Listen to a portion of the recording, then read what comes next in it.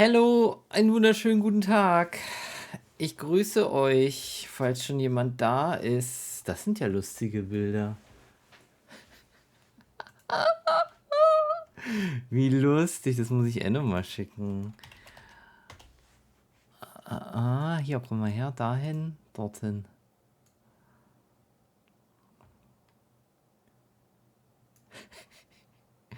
Gucken, ob ihr das irgendwann sieht. So, wie geht's euch? Hattet ihr einen schönen... was ist denn heute? Donnerstag, ne? Was soll dies? Warum sind sie live? Na, weil ich heute live bin. Es ist Donnerstag. Ich habe gestern gesagt, dass ich heute live gehe. Wirklich. So. Ich spiele doch heute Chicken Police. Muss das doch weiterspielen. Nee, Chicken, nicht Cock. Chicken Police. Spiel. Sehr. And then we have to do this. And this. And this.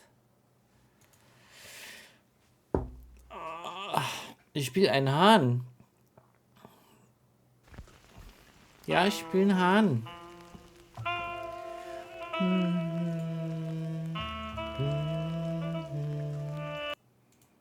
Wo ist das Spiel? Warum sieht man es nicht?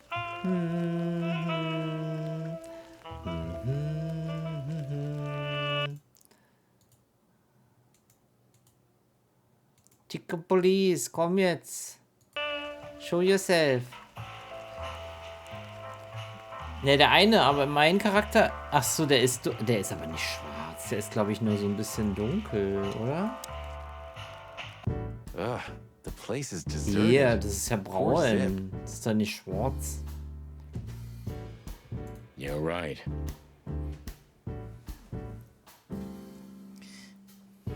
Yeah, the guy's middle name is Bad Luck.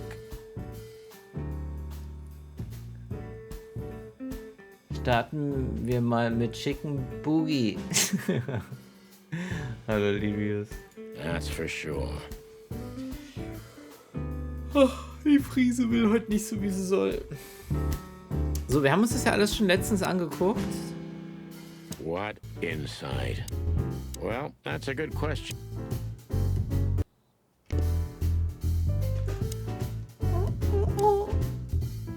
And voila, the master himself. What a Sonny, he's... Don't make me... Okay, I was only joking. Kann man eigentlich in die Jukebox irgendwie Geld reinstecken oder so? Jukebox, nicht Juke. Billy J. Blackmore and the brand new album Break Me. Für eine Handvoll Federn. Nicht alle Bullen sind Schweine.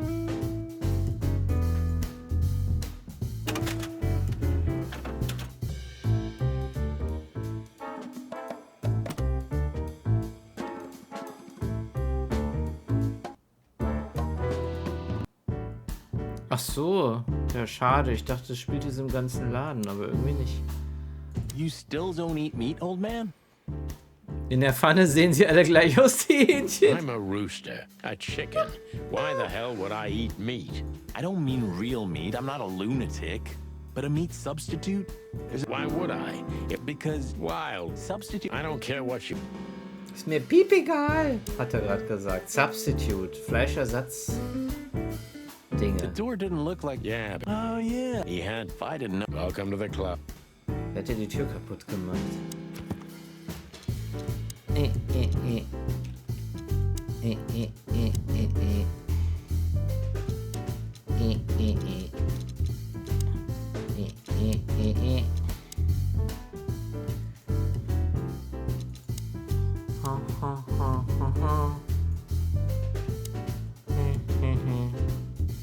The highlight of my day.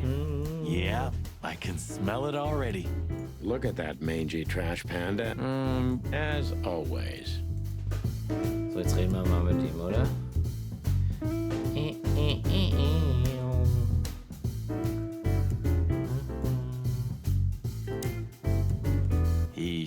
didn't get any younger. Or prettier. You think he's still mad at us? Frankly, Marty, I don't give a damn. Ist mir vollkommen egal, oha. Nee, ich wollte mit ihm reden. Hello, boys. Now, get the hell out of here while I'm asking nicely. Hey, is that how you greet two old friends?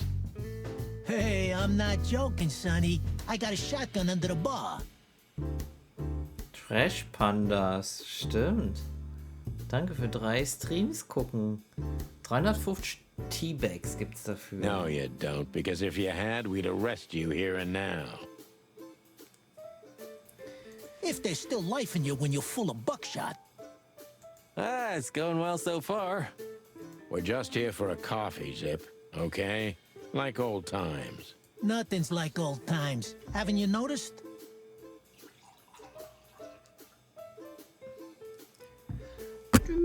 Entschuldigung. Yeah, as a matter of fact, it's quite noticeable.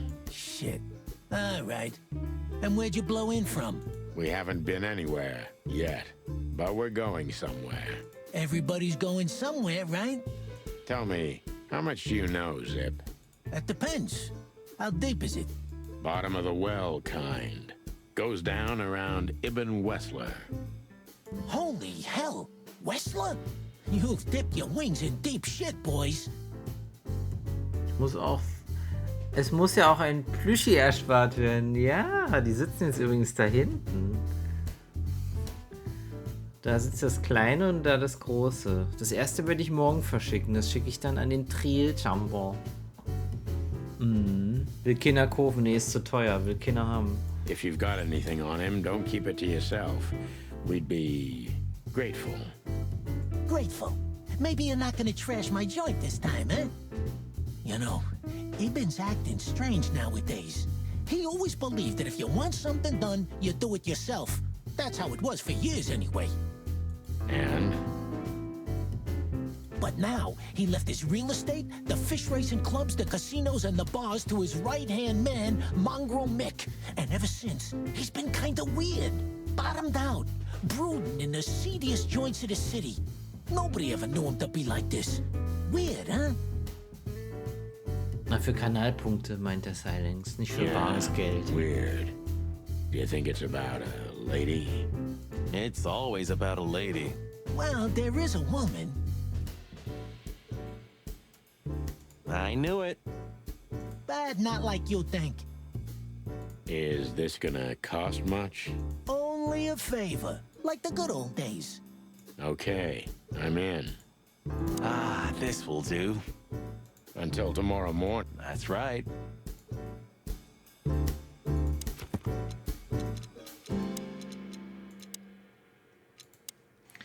Mick ist einer der berüchtigsten Handlanger von Ibn Wessler. Das hatten wir letztes Mal schon gelesen.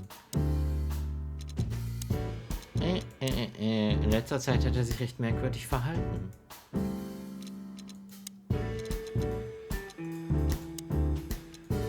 Zip. Zip wird allmählich alt. Er hat immer noch Verbindungen. Es lohnt sich, ihn zu allem zu befragen. Aber auch an ihm nagt der Zahn der Zeit.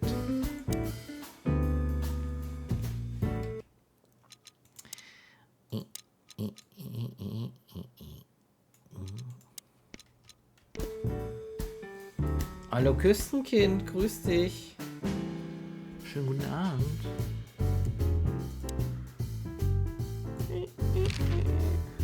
Befragen. Zum Hopdog. I've gotta say, you've revamped the joint pretty well. Hallo Matze, ich grüß dich. Yeah, after you trashed it, I had to. Look, I'm sorry, Zip. That ocelot and his gorilla. Ein Ocelot? Not gorilla. Whatever. Sonny, watch your beak. So you owe me one until about the end of time. But I'd settle for you washing up here for a few years after retirement, Sonny. Mind your tongue, furball. Furball.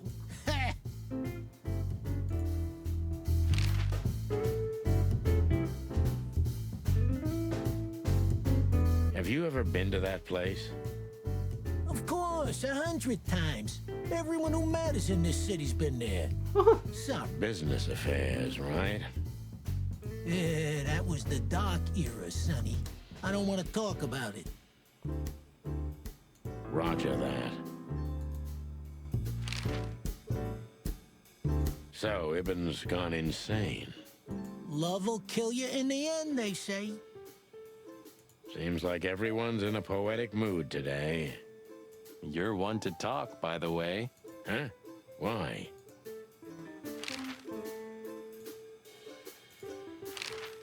So, about that woman. Is she really that dangerous? Natascha Katzenko. What woman isn't, huh? No, Zip. I mean, really dangerous. She's got the most influential gangster of the city wrapped around her finger. She calls him her little furball. How dangerous do you think she is?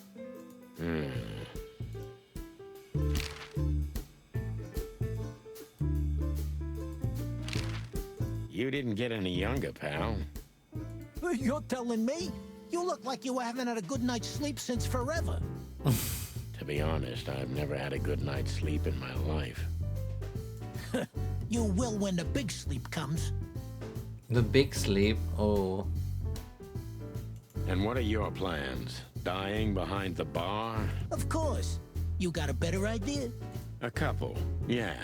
But somehow this suits you. You know what? Your mother's a goat. Deine Mutter war eine Ziege.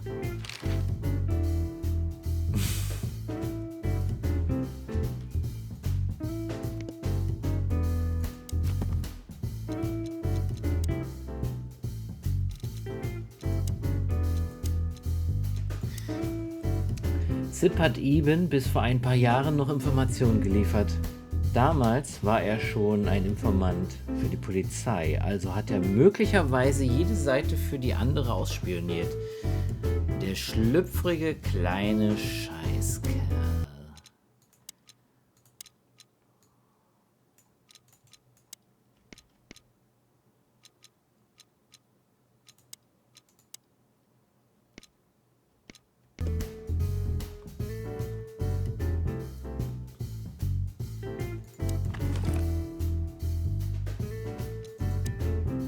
Molly, my ex-wife.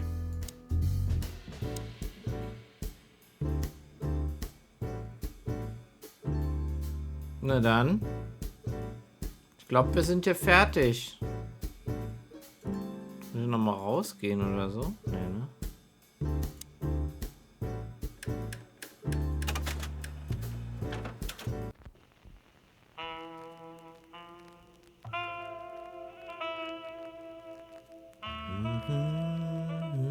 Das ist das Menü, ne? Die Menümusik. Für eine Handvoll Federn. Tote Fliegen reden nicht.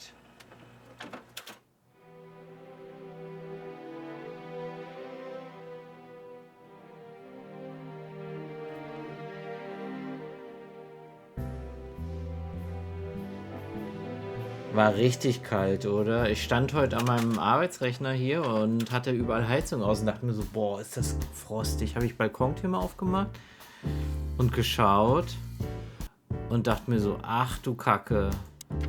Balkontür wieder zu und natürlich dann schnell die Heizung angemacht.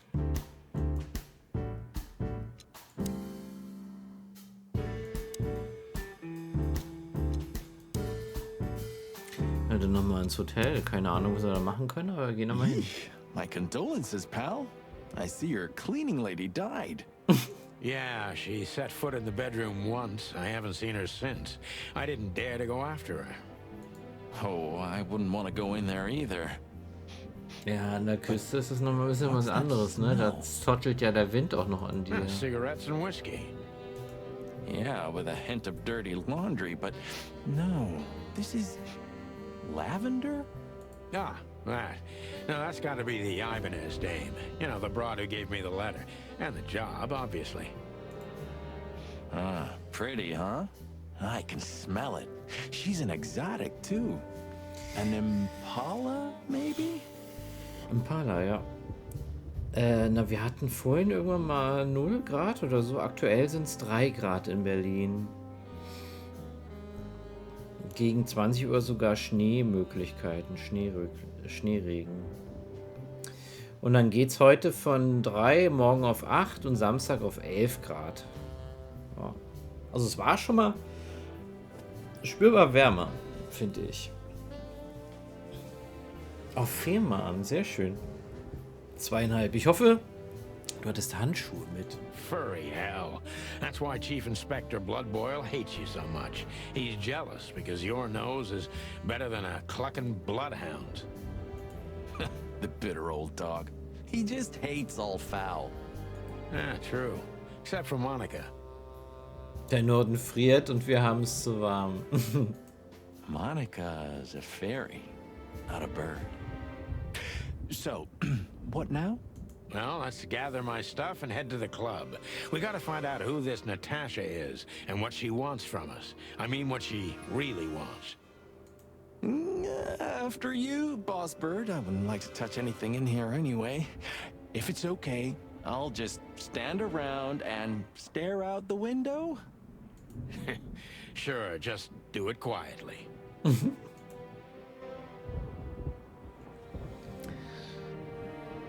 Aber endlich findet man mal Muscheln und eine Ruhe, ja. Das glaube ich, das ist immer angenehm. Ruhig. So wie jetzt gerade das Spiel. Das macht irgendwie kein Geräusch mehr. Was ist da los? Achso, ich habe ausgeklickt. Ja.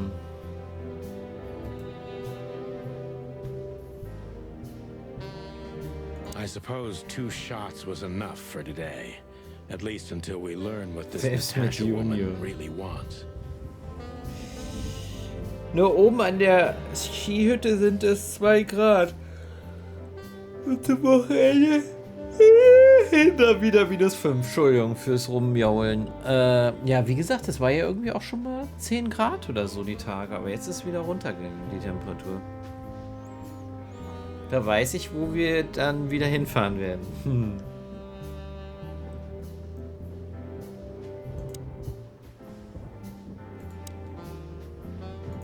It would be best to board it up. It'd go well with this rundown neighborhood. It may be run down, but somehow I still feel like it's honest. Sure, you could live in Cockroach Town. That's an honest place, too. Has a similar stink. Believe me, Marty, I thought about it. Da macht dann auch der Kamin und die Abendzeit vor dem Kamin Sinn. Ach, das klingt schön. Why am I not surprised? Das klingt schön.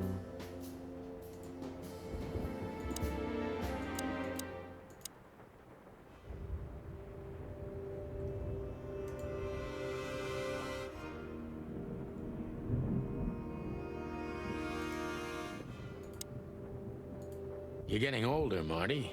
You look like shit. Ah, gee, thanks. I thought angels don't grow old. Leave it, will ya? Sure. Boo-hoo, huh?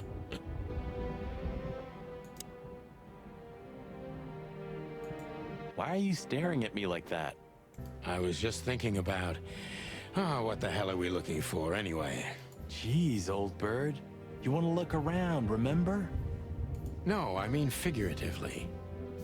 Oh, well then it's a good question. Hanged if I know. Thanks for your help, partner. It's a pleasure to work with you again. Don't mention it, boss. When was the last time I was here? I don't know.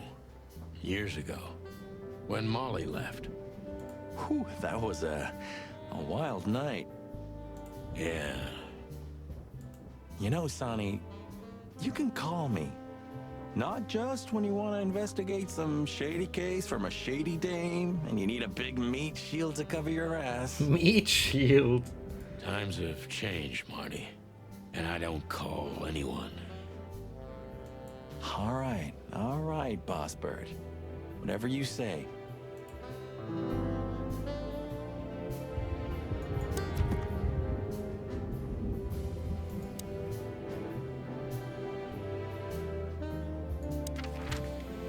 So. Wir können zum Hotdog noch mal hin.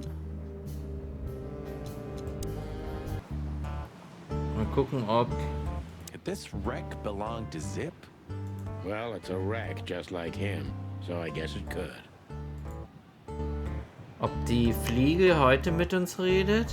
Is he deaf? Ja, er reagiert ja nicht. I don't know.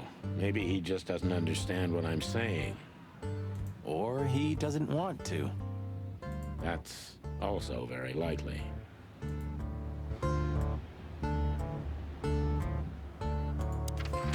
Na dann ab zum Club.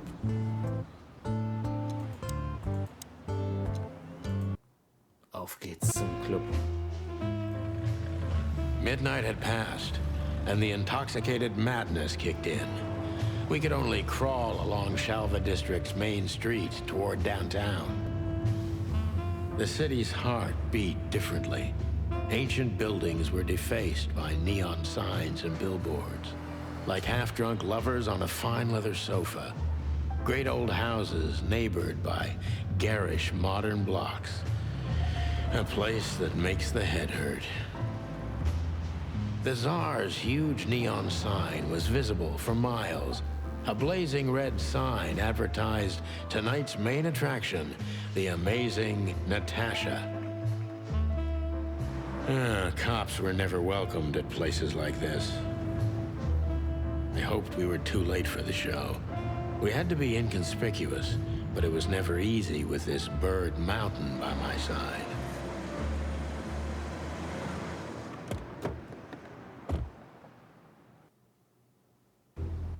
So this is the famous Tsar Club. Danke für die Bilder, Küstenkind. Das mit dem Wasser sieht echt schön aus. Und so einen Pizzaautomaten habe ich zumindest schon mal von gehört. Ich habe den noch nie benutzt. Gibt auch lustige Videos, wo das, glaube ich, schief geht und die Pizza dann ziemlich kacke aussieht. Aber grundsätzlich ist das schon eine lustige Sache. Habt ihr den ausprobiert? Oder überlegt er noch?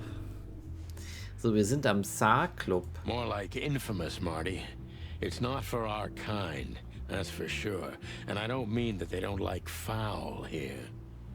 Well, at least we don't have to be afraid that they see you as a detective, Boss Bird. Very funny, Marty. So what are we gonna do now? Was kostet deine Pizza? We find Habt ihr auf den Natasha, Preis geguckt? the broad who sent me the message, remember? But first we need to get into the club. And Marty, please, don't monkey this up. Monkey this up. Excuse me? On behalf of the well-respected and noble primate community of Clawville? Cut the crap, Marty. Let's focus on what we're here for, okay? As you say, Boss Bird. Quote. Was für ein Fleischbeutel hängt da oben dran? Ist ja eklig.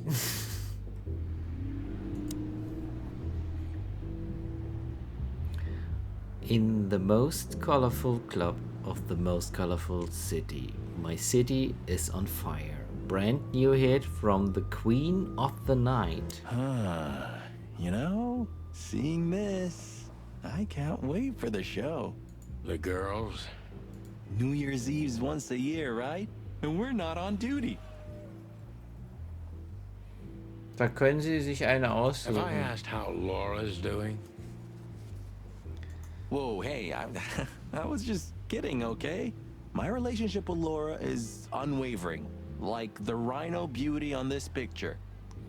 Rhino Beauty. Interesting taste you've got. Feathers, scales, or dermal armor, a lady's a lady, my friend. Thank the wild gods for self-sacrificing gentlemen like you. Enno möchte seine Bohnen nicht essen. Ja, man kann ihn ja nicht zwingen. Was soll man machen? Schreib ihm, wenn er die Bohnen nicht isst. Wenn er nicht heute mindestens eine Bohne isst, stecke ich ihm morgen in sein Faultierpaket Fischjerky mit rein. Ich hoffe, das ist Drohung genug. Fischjerky. Nicht Beef Jerky, Fischjerky. So, aha. 10 Euro für eine Salami-Pizza geht aber noch. Margarita 9, ja. Barbecue. Und dann, es ist witzig, dass dann auch unten dann so die Ausgabe ist, ne? Der probiert das doch einfach mal aus, Küstenkind, und macht davon ein Video.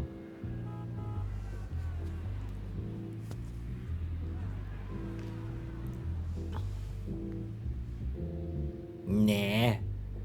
Das sind ja auch nur 10 D-Mark. Nee, 20, oder? 20 Mark.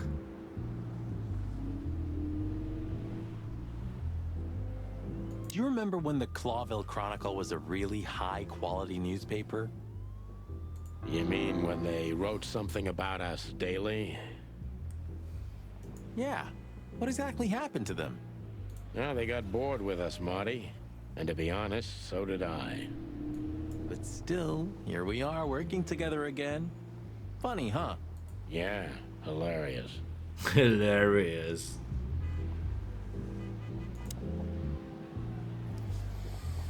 Stimmt ja, 20 Mark geht. Wir akzeptieren alle eine Teuerung und fühlen uns wohl dabei. Aber dafür 24,7. Du kannst um 3:37 Uhr hingehen und sagen, ich hätte gerne Pizza. Und dann sagt der Roboter gar nichts und schiebt dir die Pizza nach raus. 1 zu 1,95, ne? Ja, es war im Endeffekt alles, was Euro ist, kannst du verdoppeln. Huh, I like this. Why is that? I don't know. 'Cause it's moving, I guess. You're a simple bird, aren't you? Yes, I am.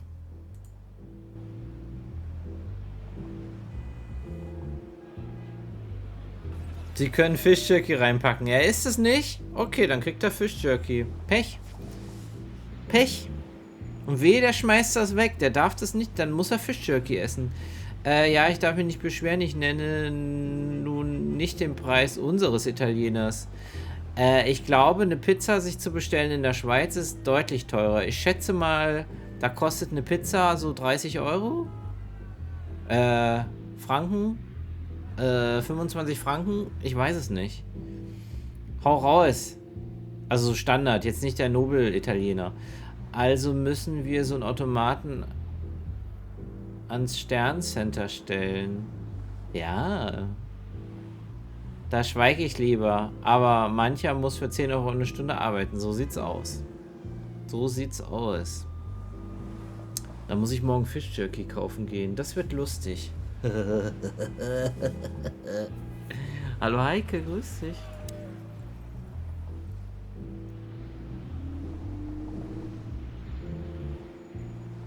Whoa, look at that. Isn't that the new... It is, Marty. A brand new 942 Silver Hawk. Haven't seen such beauty since I left Iveria. Of all that's furry, whose is it? Maybe it's Ibn Wessler's. I guess he's no paper tiger. Yeah, he sounds like a fellow who drives around in one of these. Lucky bastard.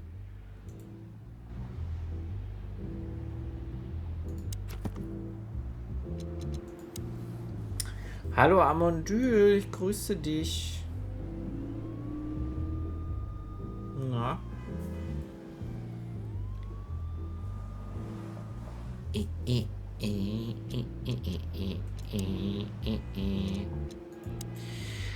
Der Clawville Chronicle ist die beste und meistgelesene Zeitung der Stadt. Sie ist so berühmt, dass sie auch über die Stadtgrenzen Clawvilles hinaus ihre Leser hat. Und das nicht nur in den Kolonien.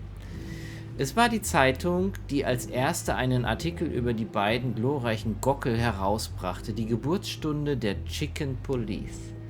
Dieser erste Artikel stammte aus der Feder von Timothy Saltwater, Seemöwe und rasender Reporter, der seinerseits mittlerweile zu einer gewissen Prominenz gelangt ist. Komme gerade vom Elternsprechtag. Oh, und war gut? Hoffe ich doch mal. Timothy, genau so wird das geschrieben. Hallo Tom, grüß dich. Schönen guten Abend. Ein Land, das ausschließlich von Vögeln bewohnt wird. Das pittoreske Fleckchen ist ein modernes Gemeinwesen, das von einem demokratischen Parlament regiert wird.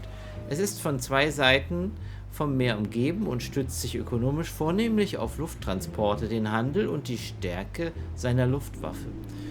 Politisch bewahrt das Land gegenüber beinahe jedem anderen Staat Neutralität und behielt diese Haltung mit Ausnahme des großen Fleischkrieges für den gesamten historisch bekannten Zeitraum bei. Was ist passiert?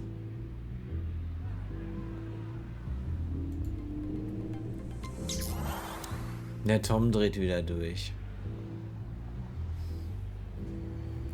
Dann mal schnell 2 Faustern einwerfen und den Stream genießen. Tom, was ist los mit dir? 95 Subs schon verschenkt und schon wieder 10 in die Community geschmissen. Vielen lieben Dank dafür. Aber das ist nicht notwendig. Das schöne Geld, das wird jetzt alles verfressen. Vielen lieben Dank für 10 verschenkte Subs. Es hat getroffen. I am Graf sagt mir nix. Kati Leipzig habe ich irgendwo schon mal gelesen. I Clear Vananubis. Mr. Ulle. Den gibt's noch? Krass. Der Schluppi. Ja. Leolf. Elite. Jay Steam. Ja. Eugen Trichter. Na klar. Simson San. I don't know. Mad Max kenne ich natürlich. Und auch vielen lieben Dank an Amondyl für den Resub im 17. Monat. Vielen, vielen Dank. Womit habe ich das denn verdient, Tom? Ich bin doch immer so eine kleine Arschkrampe. Immer noch dabei. Ja, Amon. Hallo Kati, grüß dich. Und danke, Tom, für 10 verschenkte Subs an die Tornes B-Community. Viel Spaß mit den Emotes und der Nichtwerbung und ja, mit den Kanalpunkten, die man gegen Faultiere eintauschen kann, wenn man genug zusammenkriegt. Tom hat heute Zahltag, hat gerade beim Enno auch rausgehauen. Dieser Verrückte, das schöne Geld, der soll das für was weiß ich ausgeben. Aber doch nicht für uns. So.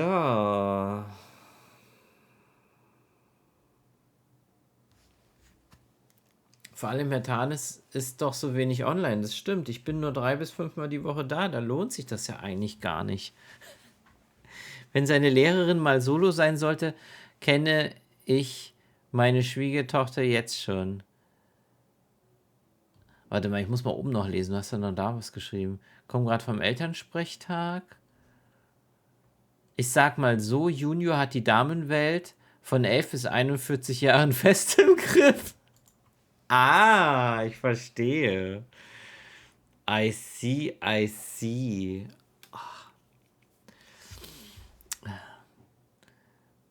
Der nette Opi von nebenan. Oh Mann. Ey, Tom. Die schöne Knete, völlig verschwendet. Störchen und Louis. Louis kennen wir aus der... Wo kennen wir denn Louis nochmal her? War der in der Polizeistation? Honestly, I think these types of women only see faceless tuxedos, cufflinks, and wallets. And in the mirror, they're just brooches, necklaces, and earrings. Don't be so radical, Marty. They're women. They live by different rules. That was kind of deep. It's not. Just bullshit. There's more where that came from. Ooh, teach me, master.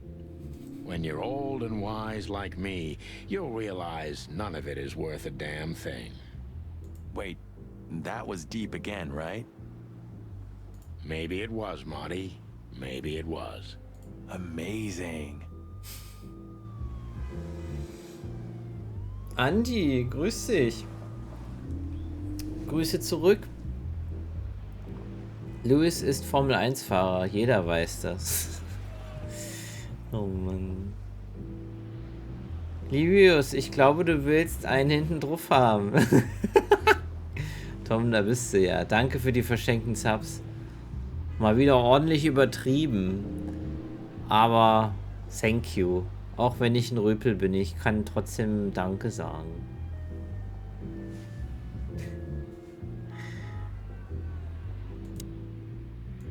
Hey, that's your old friend, right? Wait, what was his name? Lawrence. Lawrence? Lamar? No, Liam. Lewis. Lewis. Yes, it's him. To be honest, Sonny, I always thought that guy's not all there in the head. Nobody's perfectly sane in Clawville, Marty. But if not for this old rabbit, I wouldn't be here today. I'll never forget that. Lewis ist der Fahrer, der hat die Dame nach Hause Should gefahren. I thank him for that? Or kill him for it. You're reading my mind, boss. Lewis. Sonny, my dear friend. Hi, Lewis. This is my partner. But I'm sure you already know. Ruhe und guten Abend. Okay, ich bin ja schon ruhig. Und guten Abend, Tom. Commander Tom, Mäßigung. Zeigen Sie lieber Ihren Gegner die Wut. In Mass Effect, ne? You have no idea how happy I am to meet you, Mr. Marty. I'm a big admirer of your work. Pleasure's all mine, Lawrence. Lawrence? Anyways, so the legendary chicken police back together? Isn't it amazing news? Don't ruffle my feathers, Lewis. Those days are long gone. We're just here for the entertainment. Or something like that. I see. Well, that's a... Wie die reden, die Tiere. Wie passend irgendwie, oder? Immer dieser ausgestreckte Finger wie eine Pistole.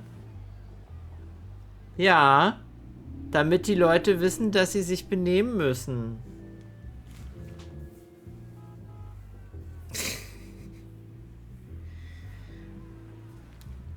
Muss man sie dran erinnern. See you inside? I have something to do, my pal, but I'll try to make it for the main event. Okay then. Catch you later, pal. Let's not bother her. Okay, boss.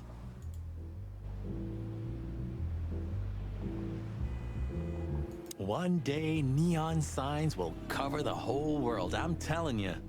You read that in some kind of science fiction book? No, it's just what I think. Oh, so you have your own thoughts now. The world's really moving forward. Pluck off, Sonny. Mach den Schnabel zu. So, wir können mit den Türsteher sprechen. Jeez, look at that guy. Was ist er? Ein Ziegenbock, oder? That's not a guy. That's a demon. Straight from the dog-eared pages of a cheap detective novel. Yeah, I bet his name's Bill. Nah, he's definitely a Bob. $5 for Bill? Okay, I'm in. Auf jeden Fall ein gehörntes Tier. Aus der Hölle. Der arme Stotter. Ja, der Hase hat das, steht in seiner Akte, wollte ich schon sagen, aber der stottert, genau. Hier, Lewis.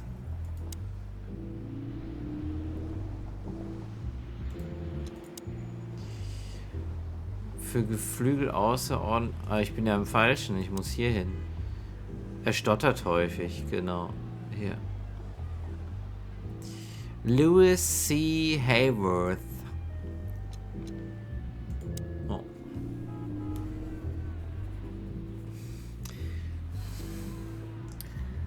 Heute Abend wieder fliegen? Bestimmt, oder? So. Entschuldigung. So, ich rede mal mit dem Türsteher. Howdy, pal. Was ist er denn? Eine Gebirgsziege? Ein Widder? Gentlemen, how can I help you on this wonderful chilly night? Franzose, oder? We're expected in the VIP lounge. My apologies, but I don't remember ever seeing you gentlemen here before. May I ask? Stop right there, big guy. I get it. Yeah, I know exactly how this works. So what do you have to do to get in? Nothing's easier, sir. Are you on the list? The list? Yeah, Don't tell me you forgot. I'm afraid I did, Marty. Sorry, big guy, but I'm pretty sure we're not on the list tonight. That's a shame. I'm really sorry, sirs. In that case, you can't come in. Yeah, right. My pleasure, gentlemen.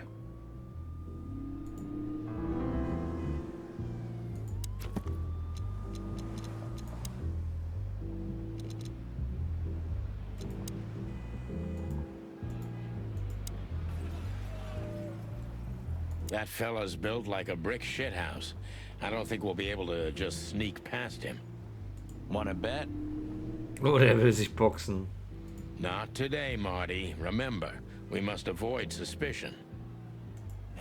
Okay. No trouble. I get it. It's okay, Bertha.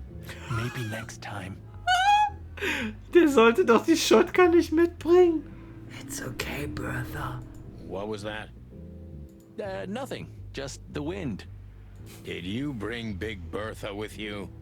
Gods, no. What are you thinking? What idiot would bring a shotgun to a club? Was that a rhetorical question?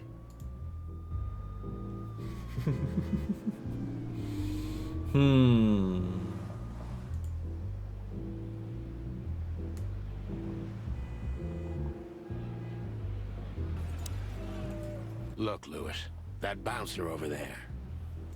Well, yes. He is a bit intimidating, but his manners are impeccable. Am I right? Yes, indeed, but it seems tonight we're not on his list. Oh, I see. Oh, I get it. You'd like to go in, but he won't let you. Yeah, something like that. Die einen nennen ihre Knarre Susi und er hat die dicke Bertha, die dicke Bertha dabei. Ja, genau, so sieht's aus. Essen, oh, das klingt gut, Livius. Ich esse auch nach dem Stream was. No problem at all. Come with me. I'll talk to him. Much obliged, pal. Yeah, thanks, Bunny. Excuse me. Ah, jeez, what the hell's wrong with you, Marty? What? Did I say something wrong?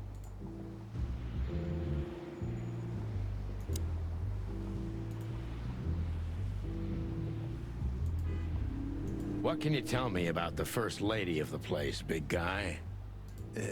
You mean Miss Natasha Katsenko, sir? Yes. You're right on point, pal. Nothing you don't know already, sir. Ein bisschen Laugengebäck, oh geil. Laugenbrezel oder Laugenstange mit Butter. Just try me. Köstlich, so sieht's aus. Well, she owns the place. Well, she owns the place. Das ist ja auch schön. Sie ist die Besitzerin. That's it? Well, that's unbelievable. Pardon, monsieur, but I'm not permitted to say anything more.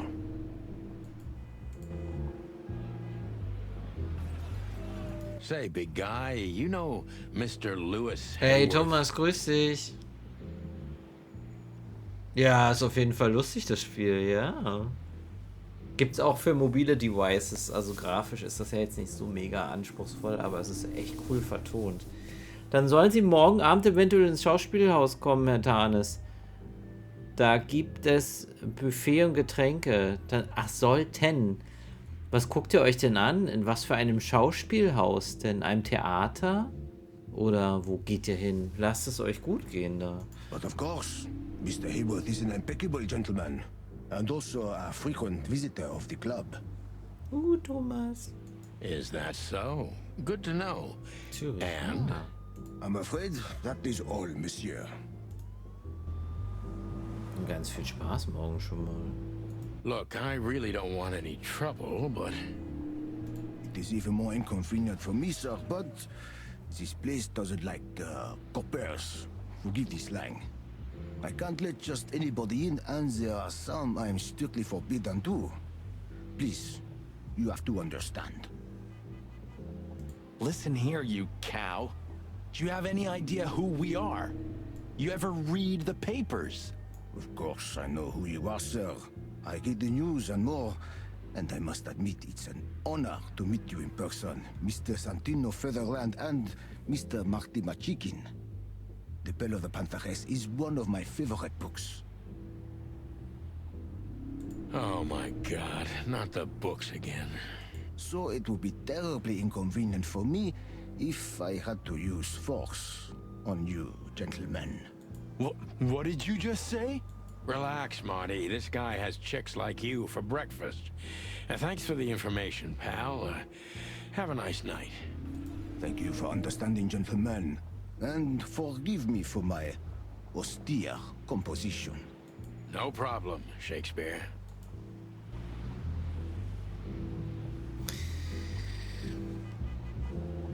Er will nicht in Anzug? Der muss in Anzug. Geht ja nicht anders.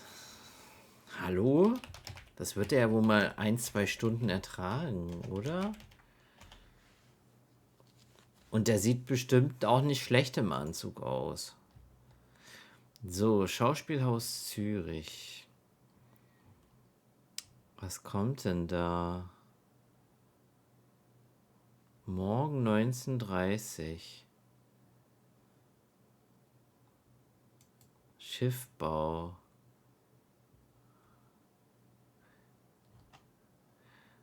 Das neue Schauspieler Zürich-Format Enter Spaces schafft Platz und Raum, wo unterschiedliche Safer Spaces entstehen und BIPOC-Perspektiven empowered zu Wort kommen können.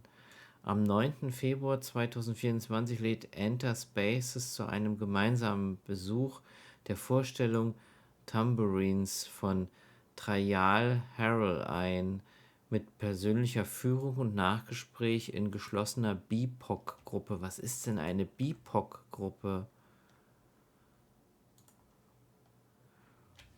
Anmeldung erforderlich. Maximale Teilnehmerinnenzahl 15, das ist aber ein kleiner Kreis. Oder ist das nochmal was anderes? BIPOC bezieht sich auf Schwarze, Indigene und People of Color und ist eine Selbstbezeichnung von Menschen, die Rassismus erfahren. Oha. Krass. Aber wenn da nur 15 Leute rein können, wie klein ist das Schauspielhaus denn dann? Oder ist das eine Nebenveranstaltung?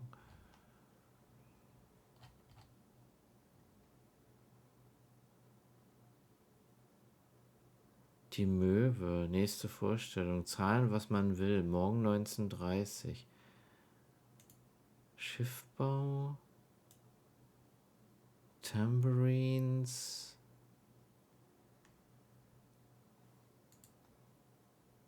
Das ist ein Nebentermin. Ah. Okay. Die Möwe oder Tambourins? Das Haus ist schon etwas größer.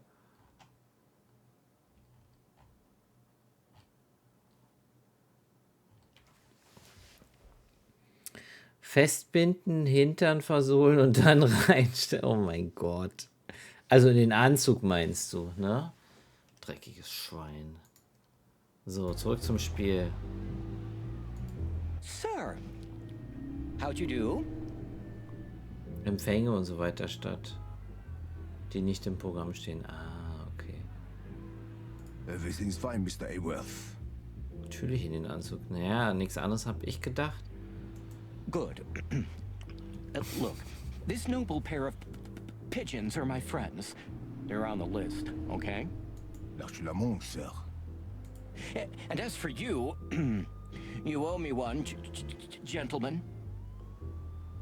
Thanks, old pal. It was my pleasure to help you, as always.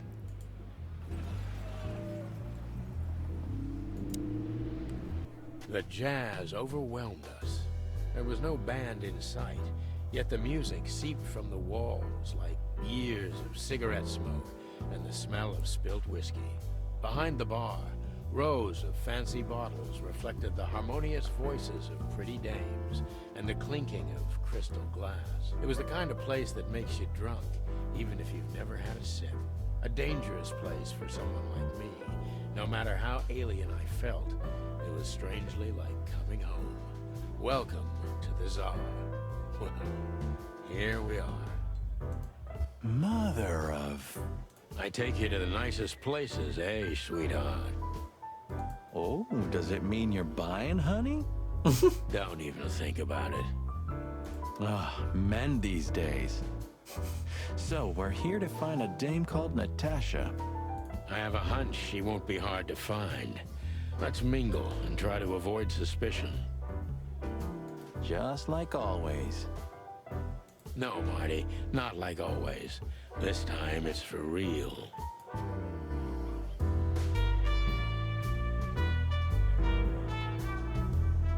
Ein Pferd an der Bar. Eine Eule, die uns anstarrt. Eine Häsin, die Drinks serviert. Ein Hirsch. Oder ein Reh. Herr Fuchs und Frau Doe. Das ist doch die, die bei uns war, oder?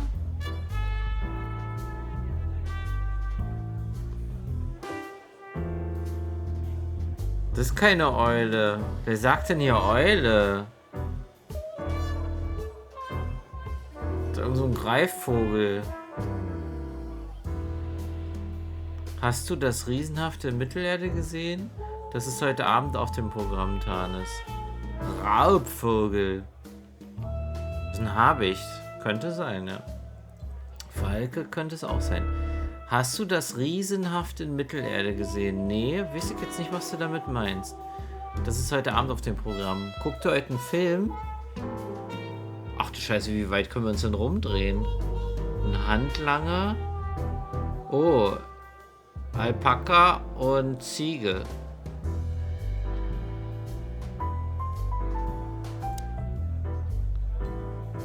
I was hoping to have missed the main event. You're a rusty old cock, that's why. So says the little butt jam. But what? That's not even a word. It is now, all because of you. You should feel honored. Butt jam. You know, Sonny, sometimes you're like an evil little child.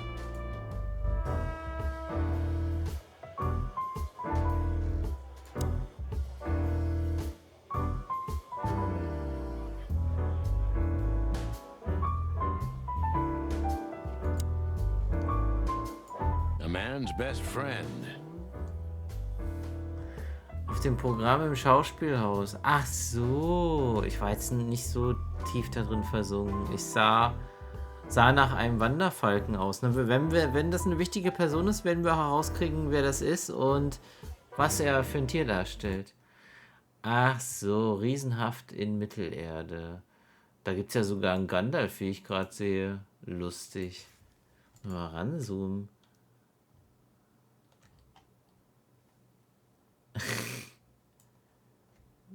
Und Zwerge. Und Elfen. Lol.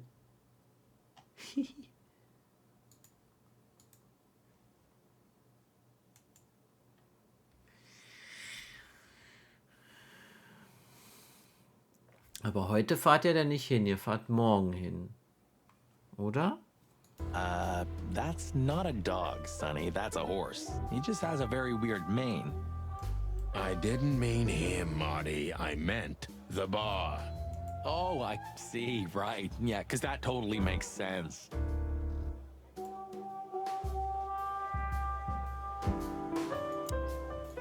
Two whiskeys, kid, and no horsing around.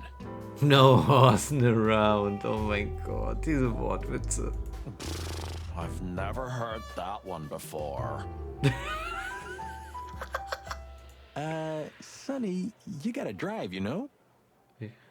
Yeah, you're right, Marty.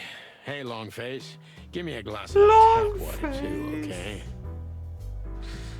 Nein, heute nicht, denn das Stück kenne ich schon. Ah, okay. Yes, sir. Coming right up. That wasn't exactly what I meant.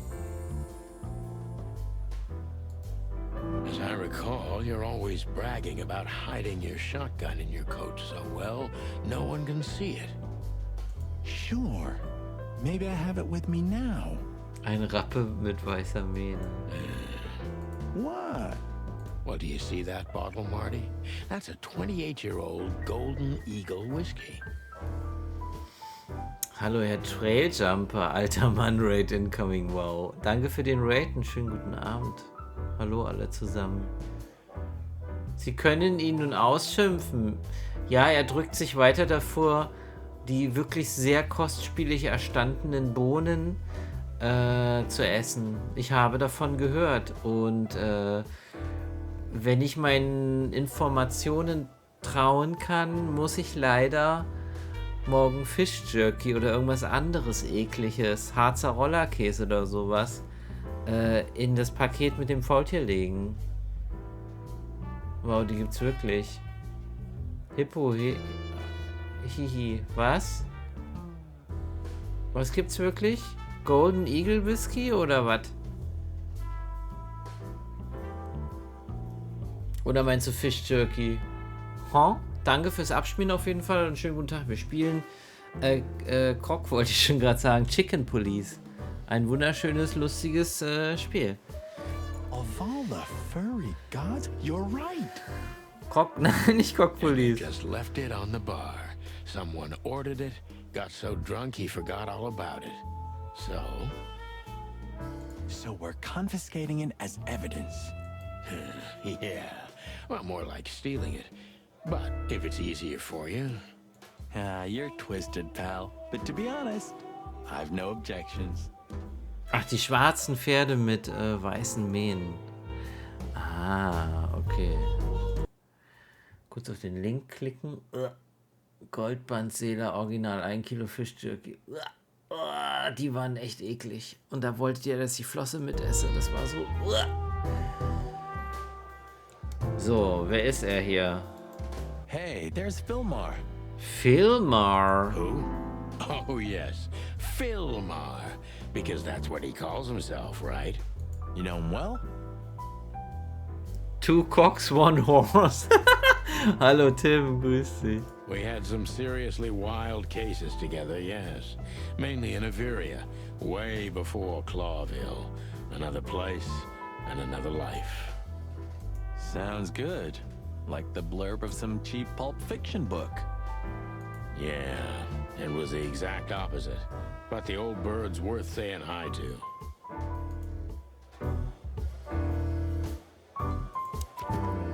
Die Stunde der Wahrheit, Heike. Und Falke. Falco Berigora. Filma Low. Geschlecht männlich. Besondere Merkmale absolut durchschnittlich im Aussehen. Wenig einprägsam. Ein alter Bekannter aus Avyrien. Ja. Falco, da kriege ich immer voll komische Vibes von dem. Ja, wer sagt das immer? Der Tobi, oder? Mein Biolehrer wäre sehr stolz auf mich. Der gute alte Herr Busch. Sehr gut, Livius. Ach ja? Ach, Herr G, nicht Herr G, sorry. Ach, Herr je, ich muss als Zuschauer auch noch was machen. Ach, in dem Stück? Wirst du damit einbezogen? Ach du Scheiße, hör auf. Nee, das geht gar nicht. In der Schweiz ist diese Art Theater in Mode, ist aber ganz unterhaltsam. Also ein Falco. Well, well, if it isn't the great detective, Marlowe. Ach, der ist auch ein Ermittler? Blow me, Sonny. You know I don't use that name anymore. Ich glaube, mein Schwein pfeift. Der sieht... Ah, ich hoffe echt, dass in dem Spiel hier ein Schwein vorkommt. Okay, Mr. Dumbass alias Phil Marlowe. Er hat halt gute Augen, ne? Also für einen Ermittler gar nicht mal so verkehrt. So says someone who tried to go undercover with a feather pillow mafia is a turkey. Right, Mr. Turk Cayman? Hey, that was a long time ago. I was young. And I stick to my principles and my stupidity. Phil Marlowe, and that's that. Don't rile me up, you old fart. Du alter Sack. Okay, fair enough. Sorry, I'm a little clucked tonight. I know the feeling, pal. By the way, what are you two doing here? You stick out a bit. Are you here for a good old-fashioned beating? Nee, wir wollen uns nicht prügeln, oder? Wobei Morty will bestimmt sich kloppen. Ich stehe zwar mehr auf italienische Opern, okay, die in Originalsprache aufgeführt werden, aber Kultur ist wichtig für die Menschen. Das ist wie der obligatorische Dödel, den man in den 2000er in jeder Theaterinszenierung sehen konnte. Ich habe mich immer nur gefragt, warum ist Nathan nackt? Ach, Dödel nicht als Person, sondern als primäres Schlechtmerkmal einer männlichen Person. Ah. Okay. We stick out? Man, you look terrible. Like someone who sat on an electric pole. Don't even ask. I feel exactly like that. You want a case? 5 feet tall, half of that legs. Angelic voice, demonic eyes, just the usual. Oh, boy. And you? Something like that. Just don't know the exact numbers yet. A dame named Natasha. She called us here. If I'm not mistaken, the joint is hers. Yeah, she owns the joint, amongst others. Well, good luck, guys. That broad has a reputation. She's not the kind to toy with, if you know what I mean. Any useful information? For free? Stop clucking around, Philmar. Philmar.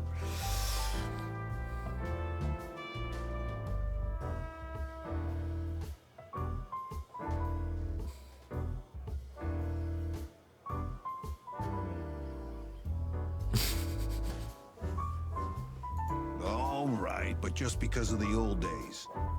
Look for me after you've talked to her. You wouldn't understand what I have to say about her before then. Don't leave unless you're thrown out, in which case, you know the drill. We don't know each other, I'll deny you in a blink. Good to see you too, old pal. We'll be back.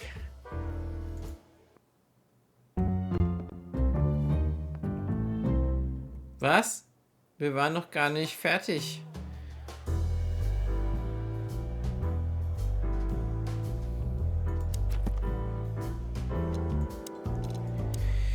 Der gute alte Filmer muss etwas über Natascha und den Fall wissen, aber er will nicht mit mir reden, ehe ich nicht mit Natascha gesprochen habe. Er wirkte ein wenig nervös. Bestimmt geht es um etwas wirklich Wichtiges. Filmer, so nennt er sich inzwischen, ist ein alter Kumpel aus der Zeit vor Clawville. Er ist einer der besten Privatdetektive der Stadt, aber wie all die anderen auch gerät er oft in Schwierigkeiten mit dem Gesetz. Trotzdem kann man ihm immer noch trauen, was in Clawville auf fast niemanden mehr zutrifft. Wir trinken jetzt mal den Whisky. Look, Sonny, I know it's not my place, but Laura's father went to that guy when his, problems had gone too far.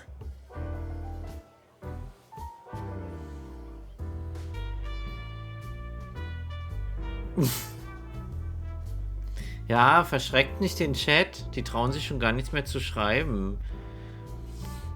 You're treading on thin ice, Marty. No, Look, fellas at the station are talking, All kinds of things. Moses, Plato, Bosco, and the others. Talking, eh? About what? About why Blood Boil took my badge? About what an untrustworthy alcoholic wreck I am? Look, I'm sorry, it doesn't matter. Good. And let it stay that way. At least we're cracking this one together, yeah? Sure, Marty.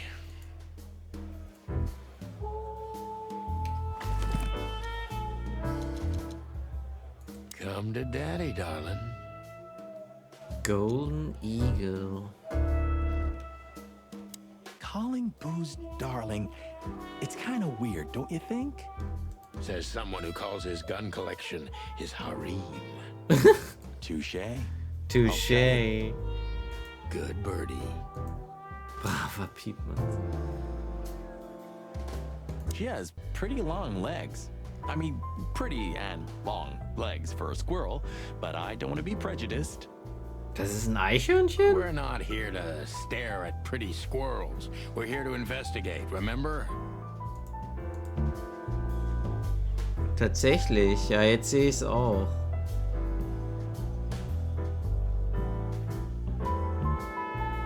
Ach, die haben sich hier an den Tisch gesetzt.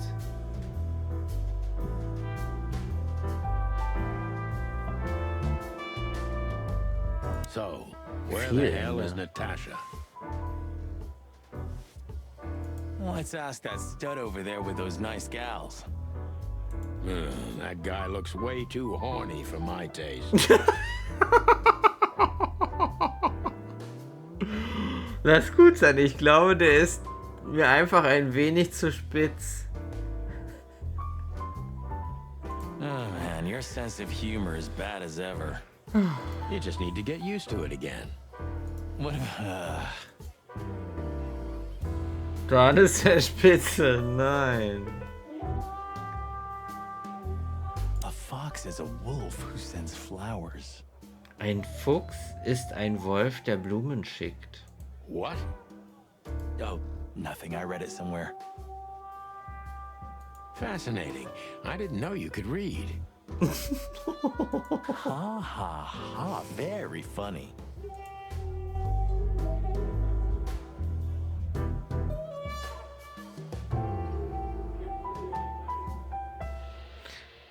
Was ist mit Alpaka und Ziege?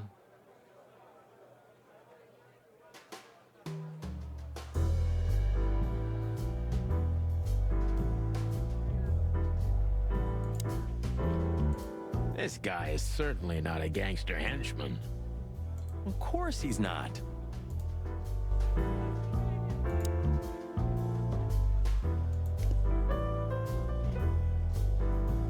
Oh, Filmplakate, sehr schön. Cassidy Lupus and Cassandra Ruby Faye. The loudest howl. He has the case, he has the girl, he has the gun, he is the Alpha.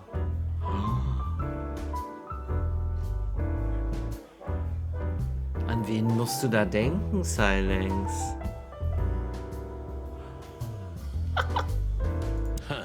Another Lupus movie. Jeez.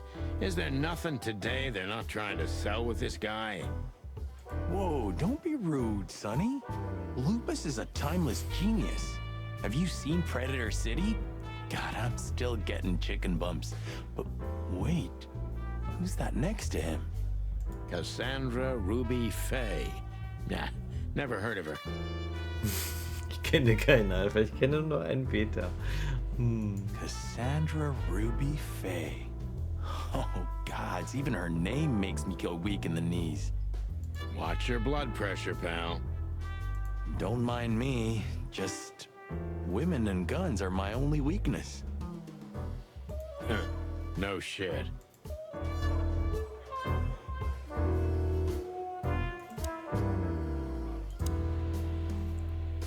Hannibal Bogan. Nee, Hannibal Bogan and Louisa Bandicoot. Die Schöne und das Biest vielleicht? The picture they were bar for. What? The big sheep. Vielleicht The Big Sleep? Gab's da nicht einen Film?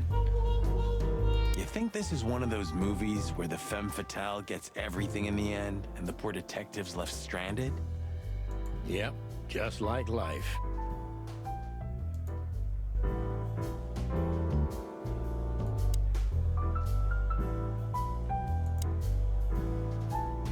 Murder My Tweet. Hicks Poodle. Claire Turmoil. Anna Shiny. Ja, Schlaflos in. Meinst du?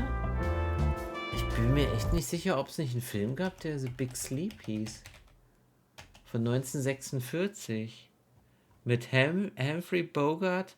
Das ist auch wie das Originalposter. Ist ja lustig. Auch die Schrift und das Bild in der Mitte ist ein Noir-Crime-Movie von 1946.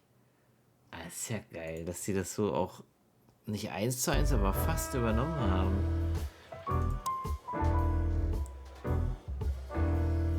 Schlaflos in Seattle. Ooh, I've seen this. Hicks Poodle plays a private eye, hired to look for a woman, then gets into some kind of blackmail thing that's connected to the first case. And Hey, Marty? what? Yeah? Automatische Wiedergabe umschalten. Dialog überspringen. Wiederholung. Ah, man kann sozusagen das durchlaufen lassen. I don't give a shit.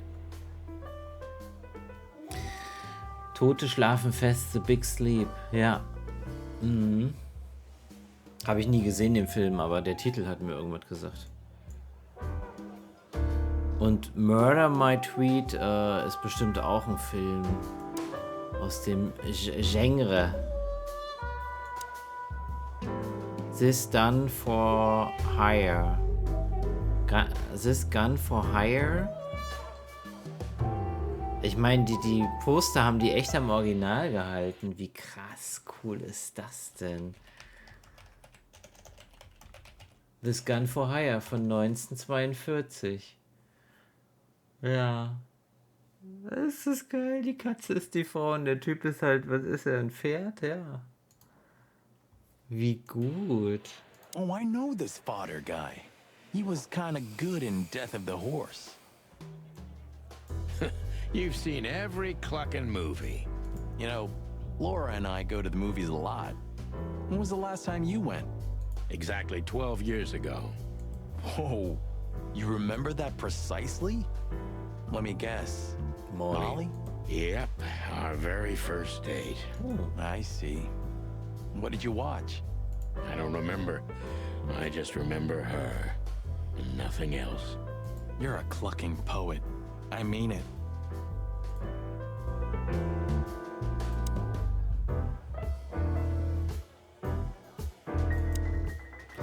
Eben, das ist ja der Unterweltboss, ne? Der so ein bisschen sich verändert hat.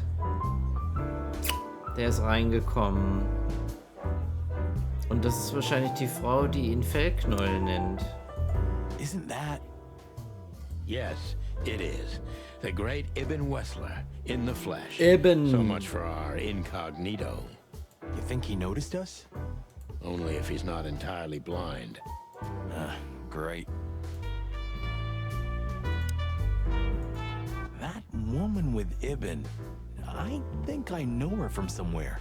Maybe in your dreams, pal. Vielleicht ist sie Schauspielerin?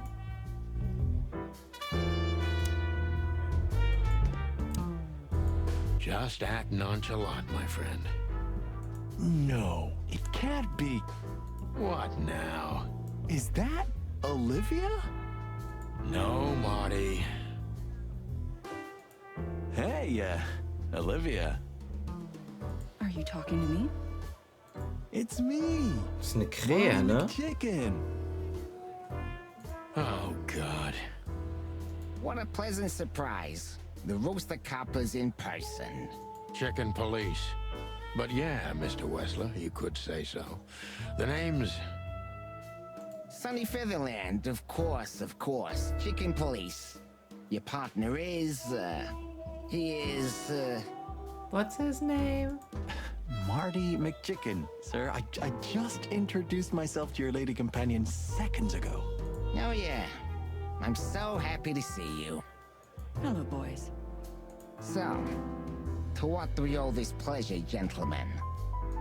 Yeah, so, we were, just in the neighborhood, and... Cut the crap, Marty. All right, we're here for your sweetheart, Natasha. Oh, I see. No big deal. Just a blackmail thing.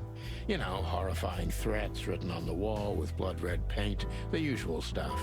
You must be familiar with this kind of thing. Das ganze Tamtam. Oh, yeah, indeed. It's, nasty business. But I Nasty didn't know business. Natasha hired a detective because of this simple matter, but to be honest, I understand. I would have taken matters into my own hands, you see. But I'm kind of busy. Mr. Wessler had a meeting with Attorney General Hamtaro yesterday, Oh, so... Generalstaatsanwalt. If you would excuse us. Die Unterweltgröße mit einem Generalstaatsanwalt. Das... Ach du Scheiße, das lässt viele Fragen. Oh, dear Aufkommen. Olivia, it's okay. These gentlemen are just doing their job, right? And if I've heard correctly, they're notoriously thorough. So, how can I help you? We've got a few questions, if you don't mind.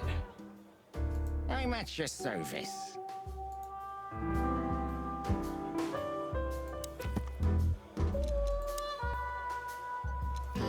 Eben. Einer der berüchtigsten Gangster Clawbills. Das haben wir schon gelesen.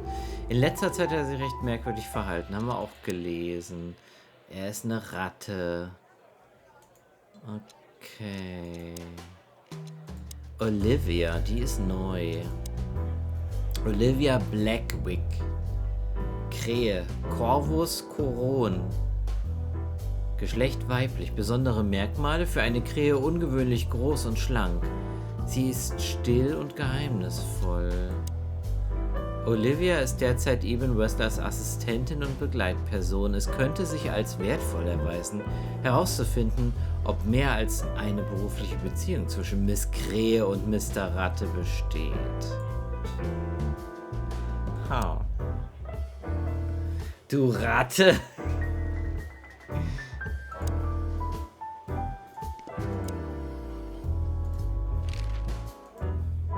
Nice bunker you got here.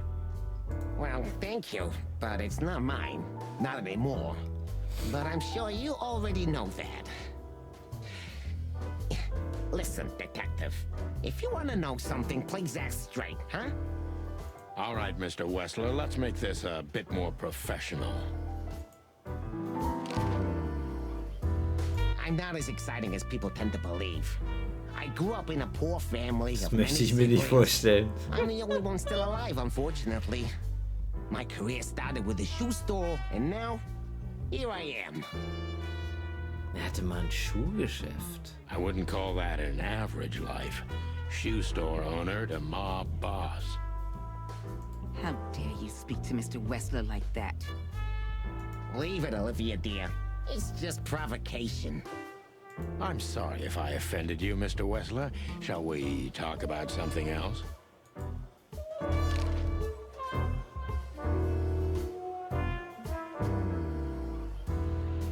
Everybody knows Mr. Hayworth. He's an antique piece of furniture in this city, so to speak. Only a bit worn out. It's not my fault that he's so much in debt, detective, but the name of his family still rings quite loud in Clawville. Is that still worth anything? The name is just their name, of course, but the man behind the name Of is course. another matter, Mr. Featherland. Der Dialekt ist lustig. You're a pragmatic rat. Thank you. Look, detective, if you want to know something, just ask. Yes. All right, Mr. Wessler. Olivia Black. Has your assistant been working for you long? Are you talking about me? Yes, I'm talking about you, ma'am. Let me answer your question then. I've been in Mr. Wessler's employment for 6 months. Why do you ask? Oh, just routine questioning, you know. Most of them aren't good for anything. Just killing time. It sounded rude to me. Auf mich wirkte es einfach nur unhöflich. Please forgive a detective. Olivia's a real firecracker. Echte Rakete.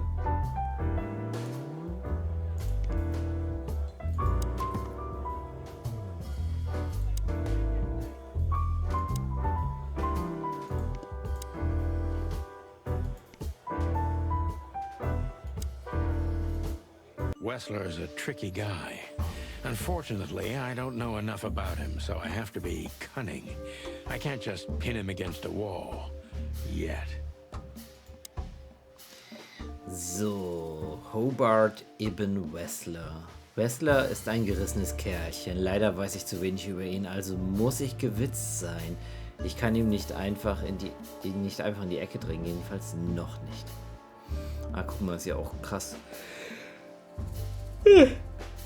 Krasser Minusbereich und er ist durchtrieben, die Sau.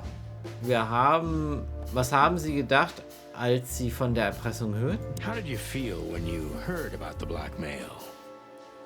Honestly, I found it ridiculous. And now? Now I'm kinda interested. But I wouldn't call it blackmail yet. They're just empty threats. There were no demands.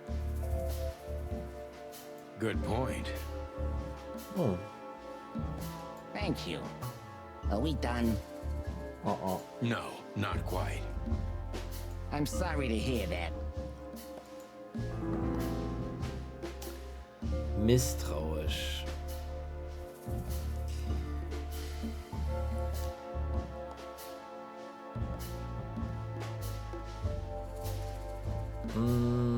Sie machen einen sehr beschäftigten Eindruck. Darf ich fragen, was Sie geschäftlich machen? You seem a very busy man. May I ask what you do? It's, uninteresting. Would you elaborate? I got a small share in the meat substitute business. If the new product works, maybe we can make your job easier.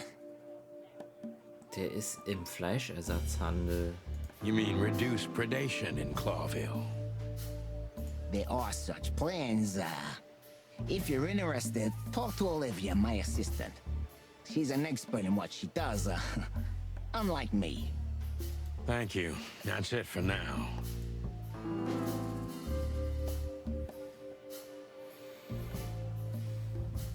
Geheimnistuerisch. Gehört Ihnen der Laden? Das wissen wir ja, dass er ihn eben nicht mehr gehört. Er hat ja vorhin gesagt, nicht mehr. Die sind zu schweigsam, obwohl ich gehört habe, dass Sie ein guter Redner sein You're sollen. very taciturn, Mr. Wessler. Though I've heard you're quite the speaker. Look, I'll gladly talk to anyone about business, and even happier to talk about art. But I'm no fan of interrogation on a night out. Are you even on duty? Sorry for any offense, Mr. Wessler. Let's talk about something else. Wessler is tougher than I thought, and he's secretive. It's time to gently beat around the bush. Minus 10.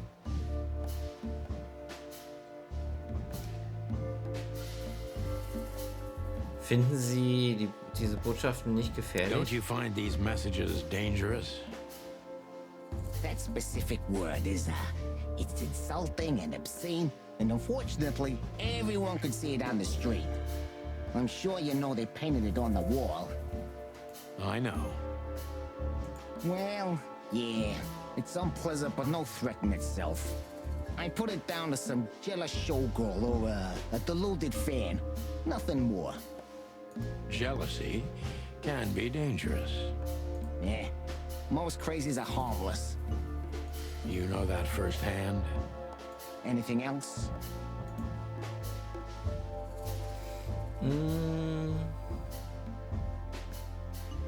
Gehen die Geschäfte gut, Mr. Wessler? Business going well, Mr. Wessler?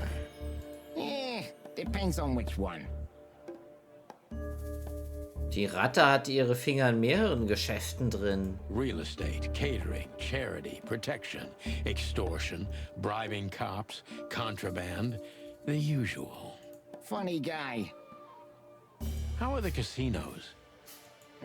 Fine, thank you. Gambling has always been a good business. Luck is Damn, if only I knew that. I heard gambling was illegal. And I've heard you're not on the force at the moment. Then it seems we have a fair fight. On uneven ground, Mr. Featherland. I'm not sure I'd stand on it for long, if I were you. That was candid. I try to be clear. Ist zwischen Natascha und ihnen alles in Ordnung? Is everything all right between you and Natasha? Yeah, you don't beat around the bush, do you? Understandable, I guess. Naturally, our relationship is stable and perfect. I'm the setting, she's the gemstone. If you know what I mean. I rarely hear such poetry, but I understand exactly what you mean, Mr. Wessler. So, you have your answer. No recent friction? Wouldn't you like to know? It would make my job easier. It would only lead you astray. So be glad that I tell you no. No friction. Ibn is quick-tempered, and I can use that to my advantage. I've confounded and softened him with my previous questions. Now it's time to be specific and ruthless. Echt? Jetzt ist aufbrausend. Wären Sie bereit, auf dem Revier eine Aussage zu machen? Wahrscheinlich nicht. Gab es früher schon mal vergleichbare Drohungen? Der Gangsterboss und das Kätzchen, was? Wie haben Sie sich eigentlich kennengelernt? Nee, ich mache was. Have there been similar threats in the past? Right to the point, yeah? I get it. But sadly, this is a dead end, my friend. No threats like these, whether you believe it or not. Well, it really seems like a dead end, so I'll just back up and try from a different angle. You do that.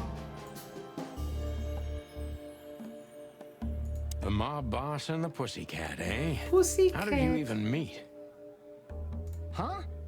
Are you trying to piss me off, Corpora, so I accidentally let some big secret slip out, huh? A simple answer would work.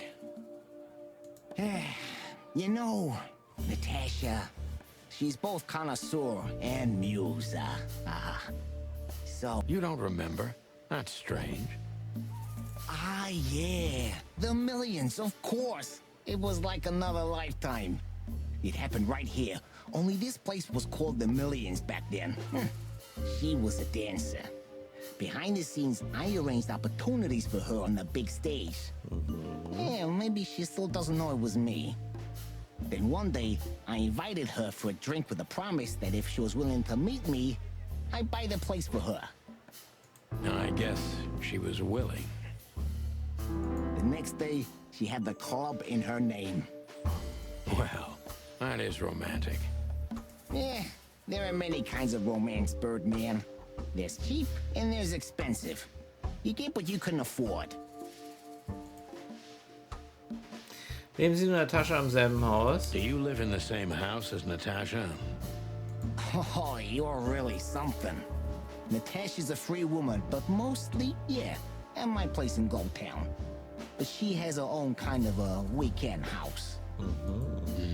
How often does she use the weekend house? Every other weekend, roughly.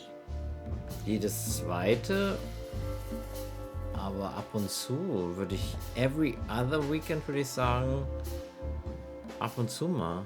Warum redet er wie sie? Die Ratte, der redet nicht wie ich. Willst du im Umkehrschluss sagen, dass ich wie eine Ratte klinge? Ratten können nicht sprechen. I see.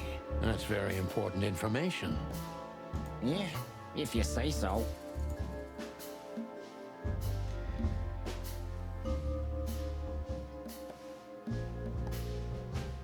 Dann fühlt sich Natascha also massiv bedroht, geht aber trotzdem alleine aus. So Natasha feels like she's in grave danger, yet she's still going out alone. I know what you're getting at. but I'm 100% sure of her loyalty. She's gone out very rarely since this started, and mostly in my company. Yeah, you know, I'm not sure if you do, but in our social circles, banquets and dinners are frequent. Illegal gambling nights. You got me there. Yeah, you're right. Natasha is crazy about the roulette wheel. Always putting it all on the red, right? Yeah, you're a real rotten bastard, Sonny. Although, yeah, always on the red. You're right. So, can we meet your lady? I don't see why not. But first, please, listen to her sing. She's on soon.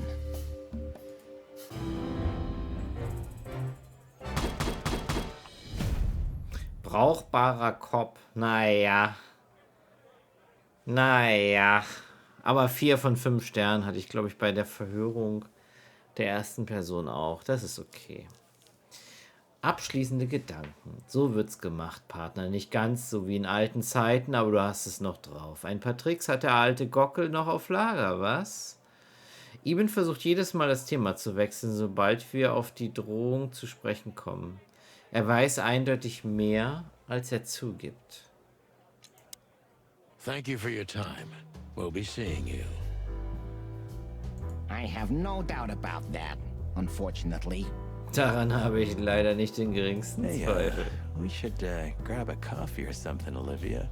You know, Marty, for old time's sake. lass doch Olivia in Ruhe. Pleasure to meet you, gentlemen. Goodbye. Oh. Please, take a seat. The show's gonna start soon. Stuart.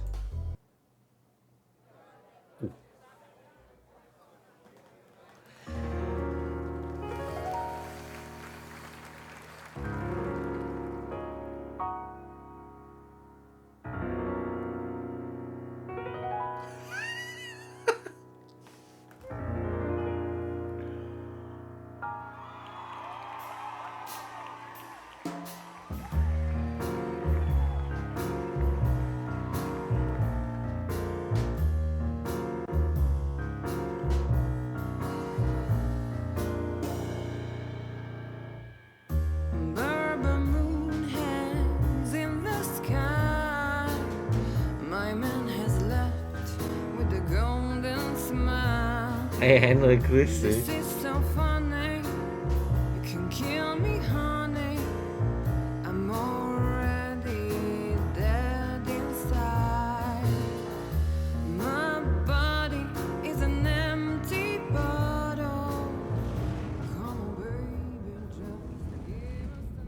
Sonny. Sonny.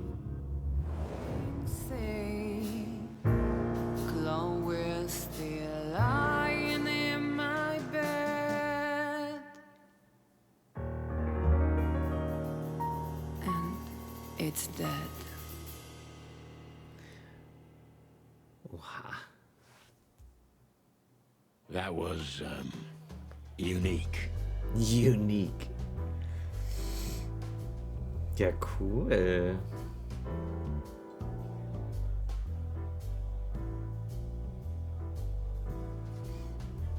Oh, that is cute. Nobody has ever given me such a unique compliment before. Forgive me, my name is Santino Featherland. Richtiges Furry-Spiel. I thought so. You look more or less like I imagined. More or less. Sometimes less is more, Mr. Featherland. You were amazing, dear, as always. Could you be my little furball and fetch me a cocktail?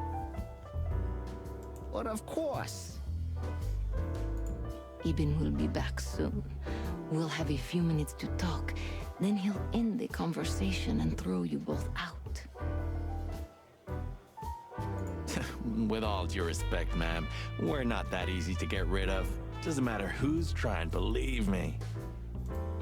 Doesn't matter, he'll do it. Cocktail, das That's why war I'm so telling klar. you, I don't want a scene. My room's upstairs. Meet me there in 20 minutes. Come alone Sonny. You'd be too conspicuous otherwise. Hey, I understand. You know, they call him Target Marty at the station. I don't have time, Mr. Featherland. Sure thing, Natasha. I'll come to your room. 3 knocks, a short pause, then another 3. I'll be waiting. Go, before he comes back. I knew she was trouble the first time I saw her. She wore danger like a perfume. It was simply part of her being, and it attracted me, like light attracts the moth people. I wanted to be the microphone as she whispers her melodies, or the pillow she rests her feet on while reading some cheap romance. I wanted to be her nightdress, barely touching, barely covering her marble skin. But I was a cop, and a lifetime wouldn't be enough to rid myself of what a woman like her hides under her makeup. Keep your distance, Sonny. Just keep your distance.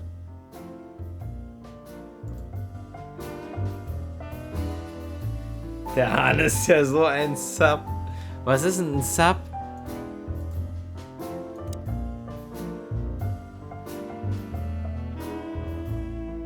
Gee, that is a unique picture and kind of daring.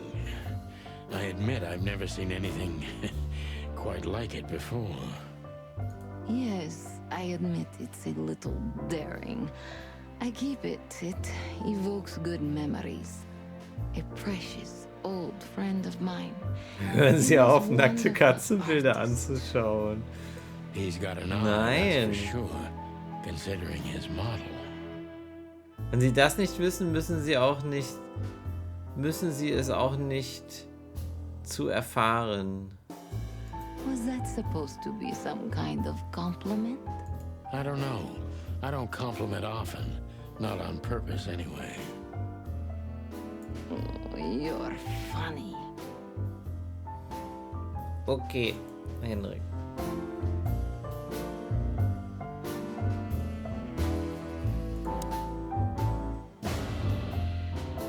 You got a beautiful place here, Natasha. A peaceful little island on the ocean of madness with very classic furniture. AG. Ibn likes me surrounded by Schönen guten elegant Abend. things, you know. You're an elegant thing yourself. Ich esse sweetheart. keine Katzen. Na? Was macht mein Essen da? Warum läuft es noch lebend rum? Du meinst aber den Hahn, oder? Oder das Huhn. Hoffe ich. Gee, ich hab gehört, du willst morgen keinen Anzug anziehen oder so. Ein Smoking oder was auch immer. Mache das bitte. Wo ist die Schmatze? War schon ewig nicht da. Die war das letzte Mal, glaube ich, am Sonntag da, ne? Inkognito aber. Oh, that's charming. Thank you, detective.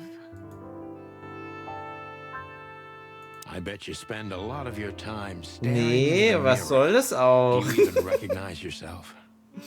Maybe you were trying to be rude, but, you know, that's a very good question. I was just trying to be rude. Oh, really? Well, then I'm sorry. Don't mention it.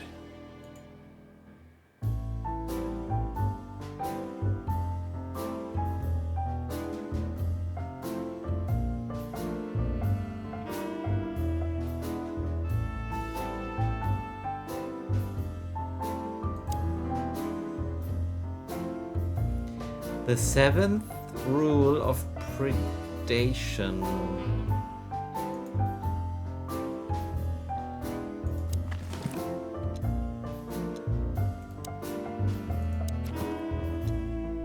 Huch, Waffen? Eben versucht jedes Mal das Thema zu wechseln. Okay. Natascha. Natascha Katzenko, Katze. Felis Catus. Geschlecht weiblich, besondere Merkmale, auffällig grüne Augen. Sie ist eindeutig in Schwierigkeiten. Genau wie ich. Wie sie dasteht, ja. Sie war die Gesangssensation im Millions und übernahm mit Evans Unterstützung später den Laden. Über ihre Vergangenheit vor diesem Zeitpunkt ist allerdings nicht viel bekannt.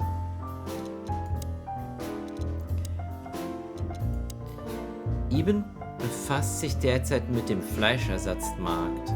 Jedenfalls haben er und auch seine Assistentin uns das erzählt. Eben verhielt sich recht seltsam und zögerte, als ich ihm davon erzählte, dass ich Natascha getroffen hatte. Es wäre interessant, die Geschichte aus einer anderen Perspektive heraus erzählt zu bekommen.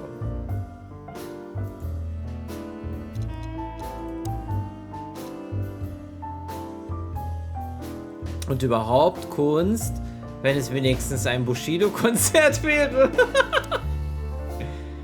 Aber gee, geh doch einfach hin, um lecker zu essen und zu trinken. Und den Rest machst du einfach ein bisschen die Äuglein zu und lausch den Geräuschen um dich herum oder so. Also ich glaube, wir können jetzt mit dir sprechen. This woman's aware of her charm, and she knows how to use it. A rare and dangerous combination. Gefährliche Kombination. How do you like your bourbon, Mr. Featherland? Der Bourbon ist wunderbar, oder? Wo ist er? In a glass. But thanks, I had a couple before I came. I feel like this may be a long night. I hope it doesn't bother you if I have Säufer Danesby. I get offended if women don't drink in my company. Oh, you are a funny guy. Wir können den Fall doch einfach abkürzen. Der Mörder ist immer der Gärtner, aber ich habe noch keinen Gärtner kennengelernt. Ganz wie die gute alte Ingrid Bergmann in den Schwarz-Weiß-Streifen. So I've been told. Anyway, lovely room. Yes. Look, Mr. Featherland. It's sunny. Saves us a lot of time. Okay, Sonny. So, why am I here? You know, men tend to babble in my presence.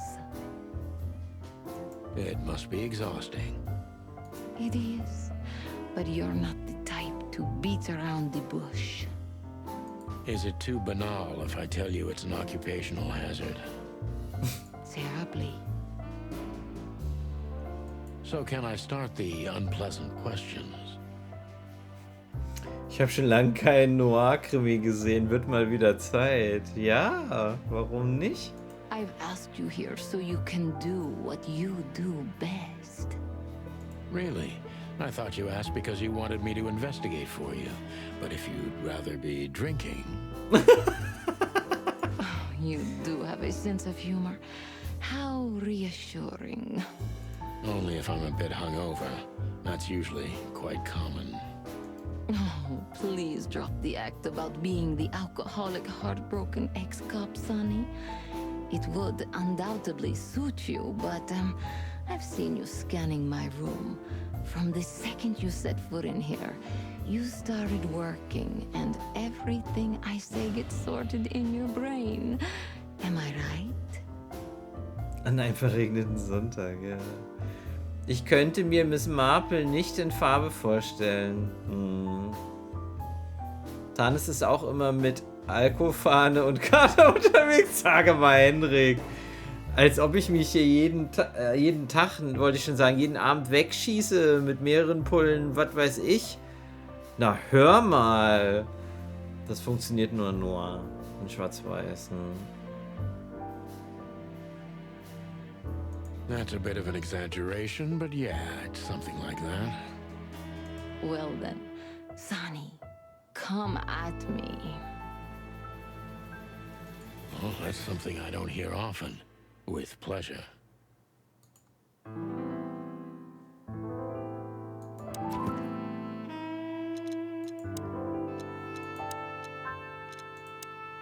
Natascha ist wirklich eine mysteriöse Frau und sie wirkt auch gefährlich. Allerdings steckt sie ohne Zweifel in echten Schwierigkeiten. Die Frage ist, Ist sie die Ursache des Problems oder ist es jemand anders?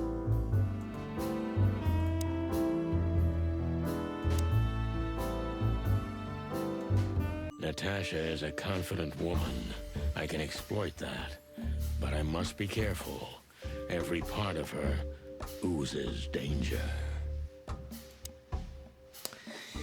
Was heißt hier jeden Abend? Wenn der Blutanteil im Alkohol zu hoch ist, wird pennen. Wenn der Blutanteil im Alkohol zu hoch wird, pennen sie ein. Das stimmt doch gar nicht.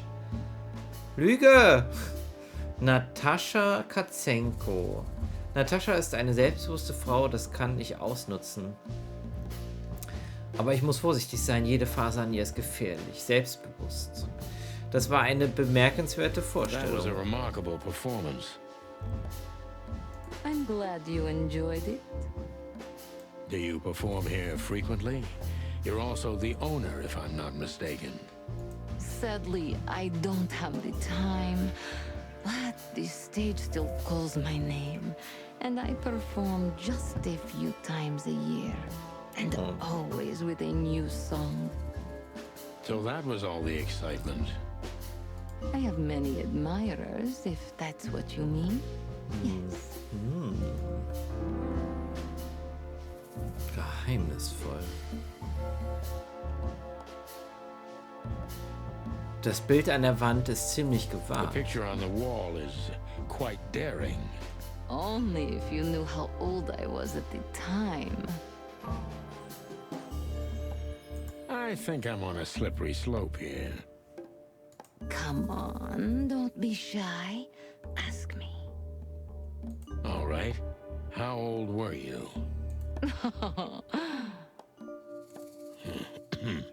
Did you really believe I'd tell you? You're quite a player, aren't you? Life is anything but a game, detective. You tell me.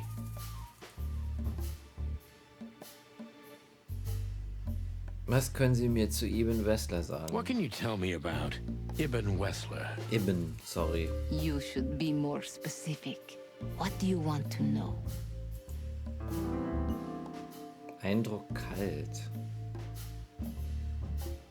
Glauben Sie nicht, dass das ein wenig zu sehr nach Klischee klingt? Das Flittchen und der Gangsterboss? Oh, das Flittchen? Wie viel wissen Sie über Ibens geschäftliche Angelegenheiten? Wie haben Sie Ibn kennengelernt, wenn die Frage nicht so indiskret ist? Das hat Ibn uns doch erzählt, oder? How did you meet Ibn? Ibn. If I'm not too intrusive. Of course you're intrusive, but I guess that's an occupational hazard. Was man nicht sieht, unter dem Tisch Fontane stapeln sich leere Flachmänner und Alkoholflaschen. Well, yes. I was a dancer here in the club, in Anita Jenkins' chorus. When she was in a good mood and allowed it, sometimes I even did her vocals for her, although she thought I was an upstart little whore.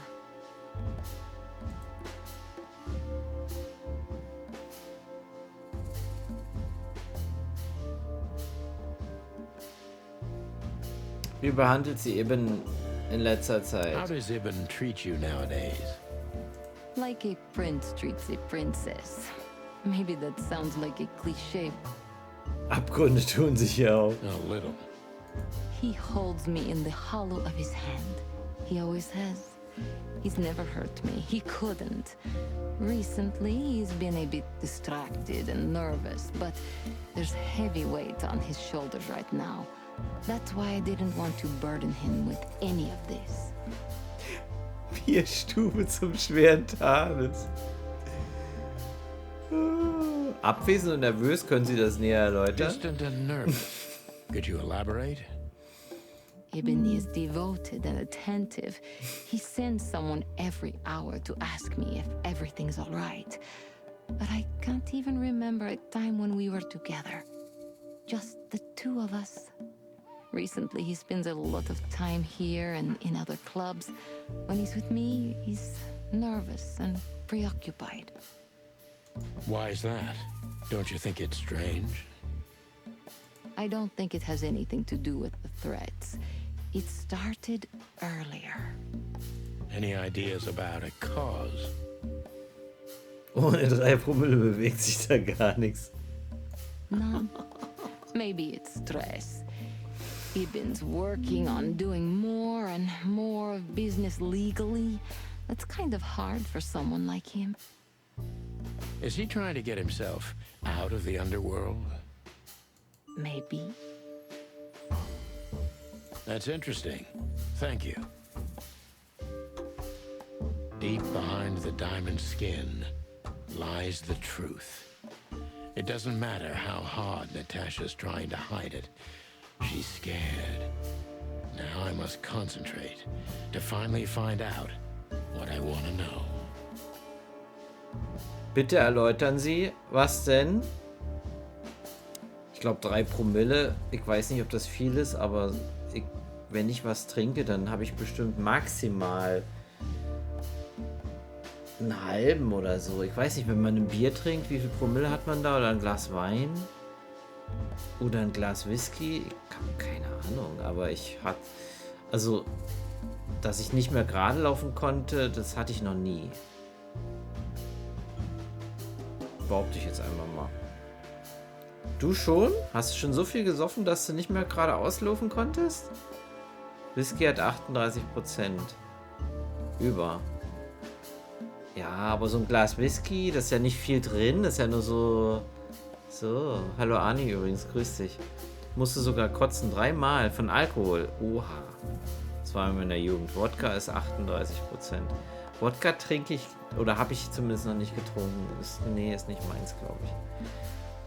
Sie können eh nicht gerade laufen, sie rollen allenfalls gerade, aber gerne auch mal um die Kurve. Das meinte Axel neulich. Wenn die Leute gucken und ihn sehen, denken sie sich wahrscheinlich auch, wie kann der widerspricht ja allen Gesetzen der Physik, wie kann der denn laufen? Der müsste doch rollen.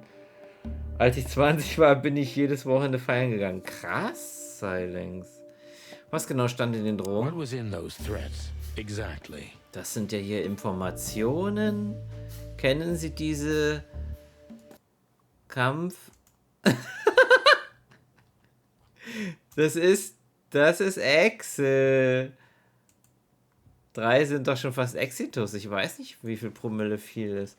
Wie viel Promille sind zu viel? 2 Promille wird das Betäubungsstadium erreicht. Störung des Gedächtnisses und der Orientierung treten auf. Bei über 3 Promille Blutalkohol beginnt die schwere akute Alkoholvergiftung, die im schlimmsten Fall zum Tode durch Atemstillstand führen kann. Sag mal, Henrik braucht eine Nackenklatsche, glaube ich. Thanes hat nicht nur ein eigenes Gravitationsfeld, er hält die Asteroiden von der Erde fern, indem er sie aufisst, bevor sie uns trifft. Warum lachen Sie über sowas? Es tut mir leid. The message itself is not a Sorry. threat. It's just a word. But a word again and again is threatening. Ich habe eher darüber gelacht, dass Henrik sagt, bis 3, ohne 3 Promille bewegt sich da gar nichts. Und das ist ja schon Ende Gelände. Das finde ich halt so ein bisschen, da musste ich schmunzeln. Exactly. So, You really don't have any idea which word could be used for a woman like me? I guess I do. Yes, I think I know what it could be. Whore. Cat got your tongue? Am I right? You heard it. I said what you were thinking. And yes, that was in the message. That was printed on the paper and painted on my wall. In giant red letters. Well, thank you for your honesty.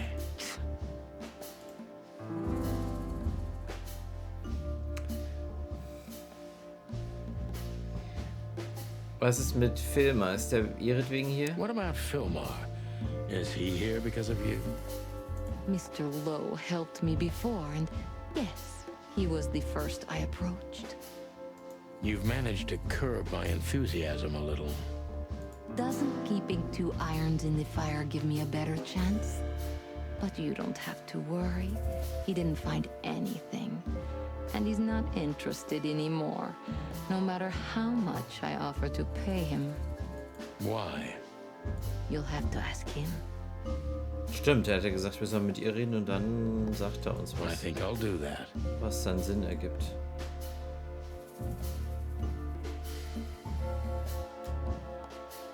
Ein dunkler Schatten aus der Vergangenheit, ein Ex-Liebhaber, ein Ehemann vielleicht.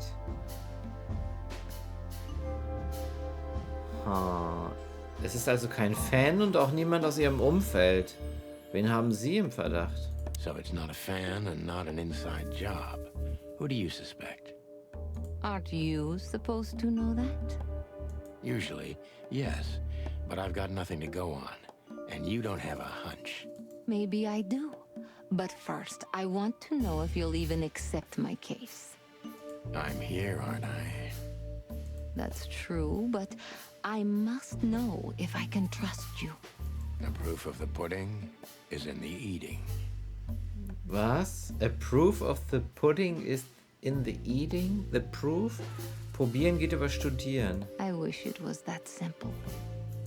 Natasha is a mysterious woman, but I must gouge out at least one of her secrets. Enough games. It's time to know why I'm here.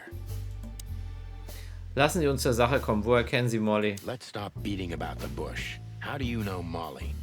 Seine Ex-Frau. I'm prepared for that question, but it's still not easy.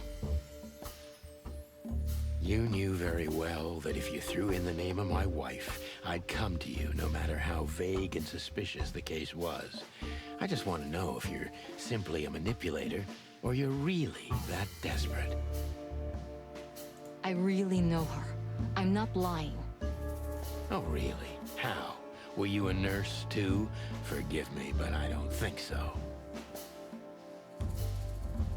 Don't be rude and so cynical, Sonny.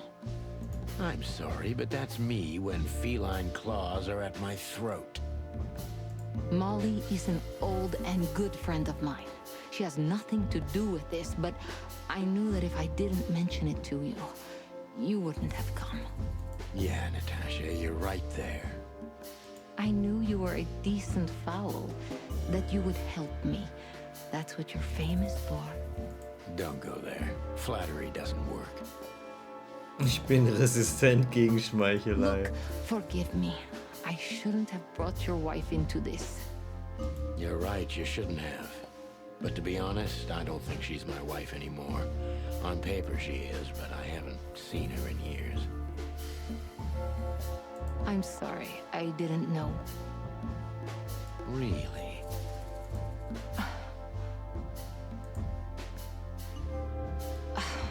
I did. I knew I checked you out before I sent Deborah. Cluck me. This case is getting Heiliges Hühnerhaus!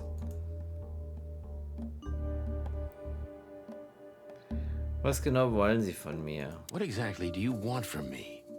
You are really as good as they say you are. And I'm not selling lucky dips, Sonny.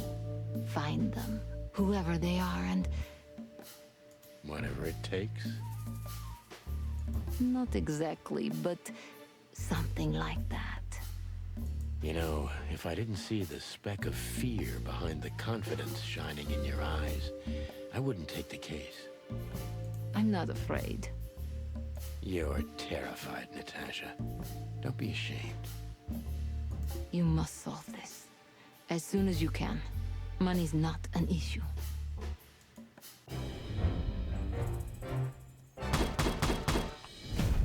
Brauchbarer Kopf. Die Drohung oder eher Beleidigung in den Botschaften an Natascha ist immer dieselbe. Ure. Knapp, aber trotzdem vielsagend. Oha. Just one more thing, Sonny. Na dann. Natasha?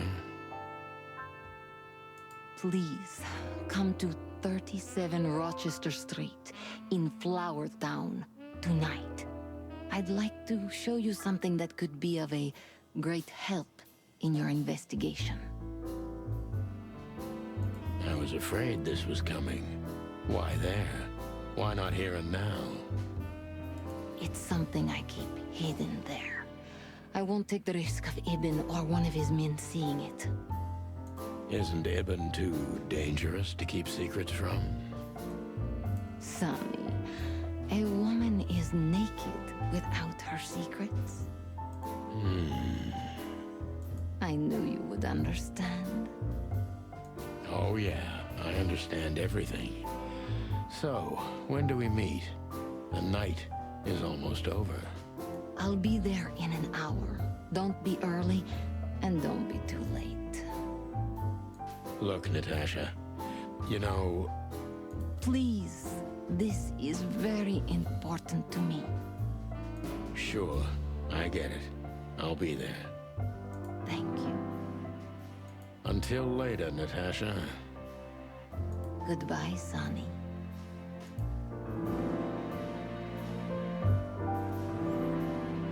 So, wir werden uns hier in diesem wunderschönen Zimmer mit diesem ziemlich anrüchigen Bild und Natascha, der Katze, ausloggen. Also aus dem Spiel ausloggen. Schon offener, weil es schon 19 Uhr ist. Ich will jetzt noch was futtern. 2 Stunden, so wie Dienstag. Nehmen Sie sich Enno als Beispiel, der streamt den ganzen Tag. Nee. Das möchte ich aber nicht. Das möchte ich doch nicht, das weißt du doch.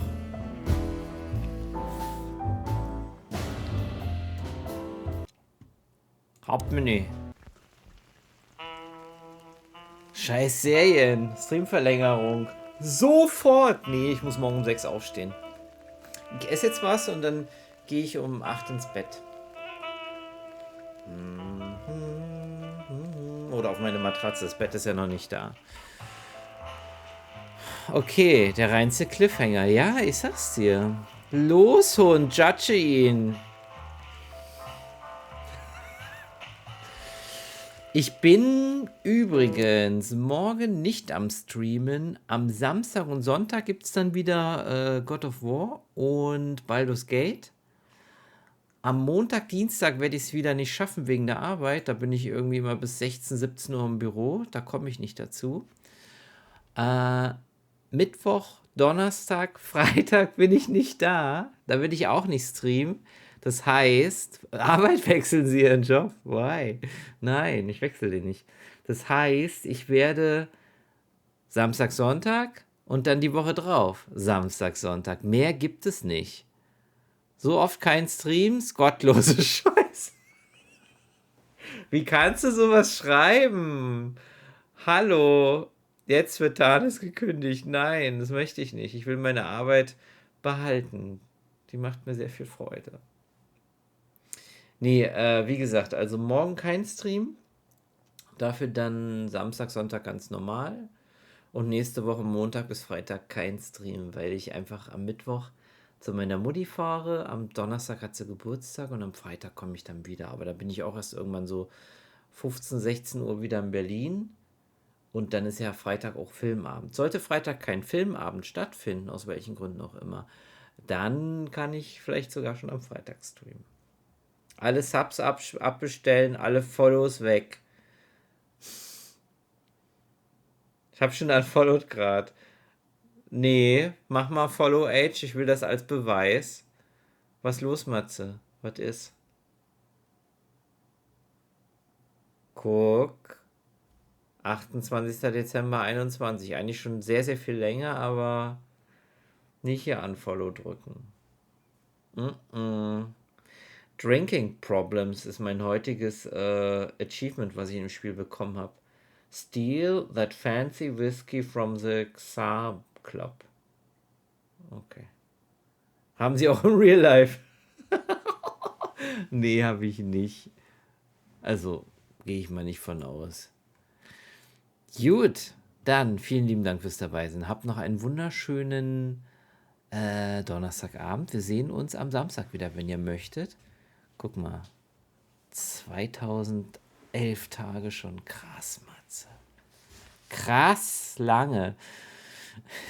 Real-Life-Errungenschaften. Nee, so weit sind wir nicht. Nur weil ich so unrasiert bin. Nee, macht euch da keinen Kopf. Seid unbesorgt, es geht mir gut. Ich mache mir jetzt eine Schnitte Und dann gucke ich noch ein bisschen Serien. Scheiß Serien stand doch irgendwo da oben, ne? Ja. Gottlose Scheiße, ey. Diese Aussage ist halt echt krass. Gehen lässt er sich aber ganz schön. Sie sind adipös, Ihnen geht's natürlich nicht gut. Hallo. Tschüss, Heike. Nachher wieder an eine Bar. Natürlich, hier schräg gegenüber ist so ein ranziges altes Hotel, da trinke ich mir immer einen Whisky. Die Fahne riecht man bis an den Niederrhein. Übergewicht macht krank. Mir geht's gut. Also, ich wünsche euch was. Vielen lieben Dank fürs Dabeisein. Wir gehen dann auf Ermittlung, sehr wahrscheinlich erst in 2 Wochen wieder. Nächste Woche haben wir keine Zeit. Oder dann am Freitagabend mal gucken, je nachdem, ob das da Filmabend ist oder nicht. Enno ist erwacht. Meinst du, er ist auf der Couch eingeknickt? Nee, wenn Tanis nicht zur Bar kommt, kommt die Bar zu Tanis. Erdanziehung macht krank. Ey, Confidence. Danke fürs Dabeisein mal wieder. Ja, kommt morgen gut durch den Freitag, ja. Auf jeden Fall. Der muss später wieder strömen. Ja, eigentlich schon, ne? Eigentlich muss der heute um 0 Uhr wieder anmachen. Ich verlange 3 Streams vom Enno am Tag. Ich verlange vor allen Dingen. Ich verlange das. Ja. Ja. 3 Streams sollten drin sein. Glaube ich auch. Muss anonym bleiben. Kann ich. So, ich mache euch wieder das schöne Lied vom letzten Stream an. Nicht in der Shitty-Flut-Version, sondern in der normalen. Wenn ihr die Shitty-Flut-Version hören wollt, googelt das einfach oder YouTube, googelt YouTube das oder wie auch immer. Oder lasst euch den Link von Silence geben. Los, Shitty-Flut-Version, die ist viel zu kurz. Wir machen das Original an. Also, ich wünsche euch was. Wir sehen uns am Samstag. Die Sounds sind aus. Hallo Sebastian, schönen guten Abend. Danke für den Bit. Es wird nicht vorgelesen. Ich lese es vor. Shitty Flute Version now. No. Leider verpasst, ja. Ich bin schon auf dem Weg nach draußen. Ich bin auch schon ein bisschen drüber. Eigentlich wollte ich 19 Uhr ausmachen. Jetzt haben wir schon 19 Uhr 10. Ja, auf dem Link ist die Shitty Flute Version von dem Lied, was jetzt gleich kommt, von dem Musikstück. Die eine oder der andere von euch werden es bestimmt sofort erkennen. Also dann, danke fürs Dasein. Sebastian, schönen Abend dir noch. Und bis Samstag vielleicht. Sie zögern das Saufi hinaus. Ja, so sieht's aus. Bis dann. Tschüss. Und danke nochmal für die Bits und den Raid, Enno, und für den Resub im 17. Monat an Amondyl und für den übertriebenen Support von Tom Hai mit 10 verschenkten Subs in die Community und für 3 Streams in Folge gucken an die Livius. Ich bin weg. Tschüssi.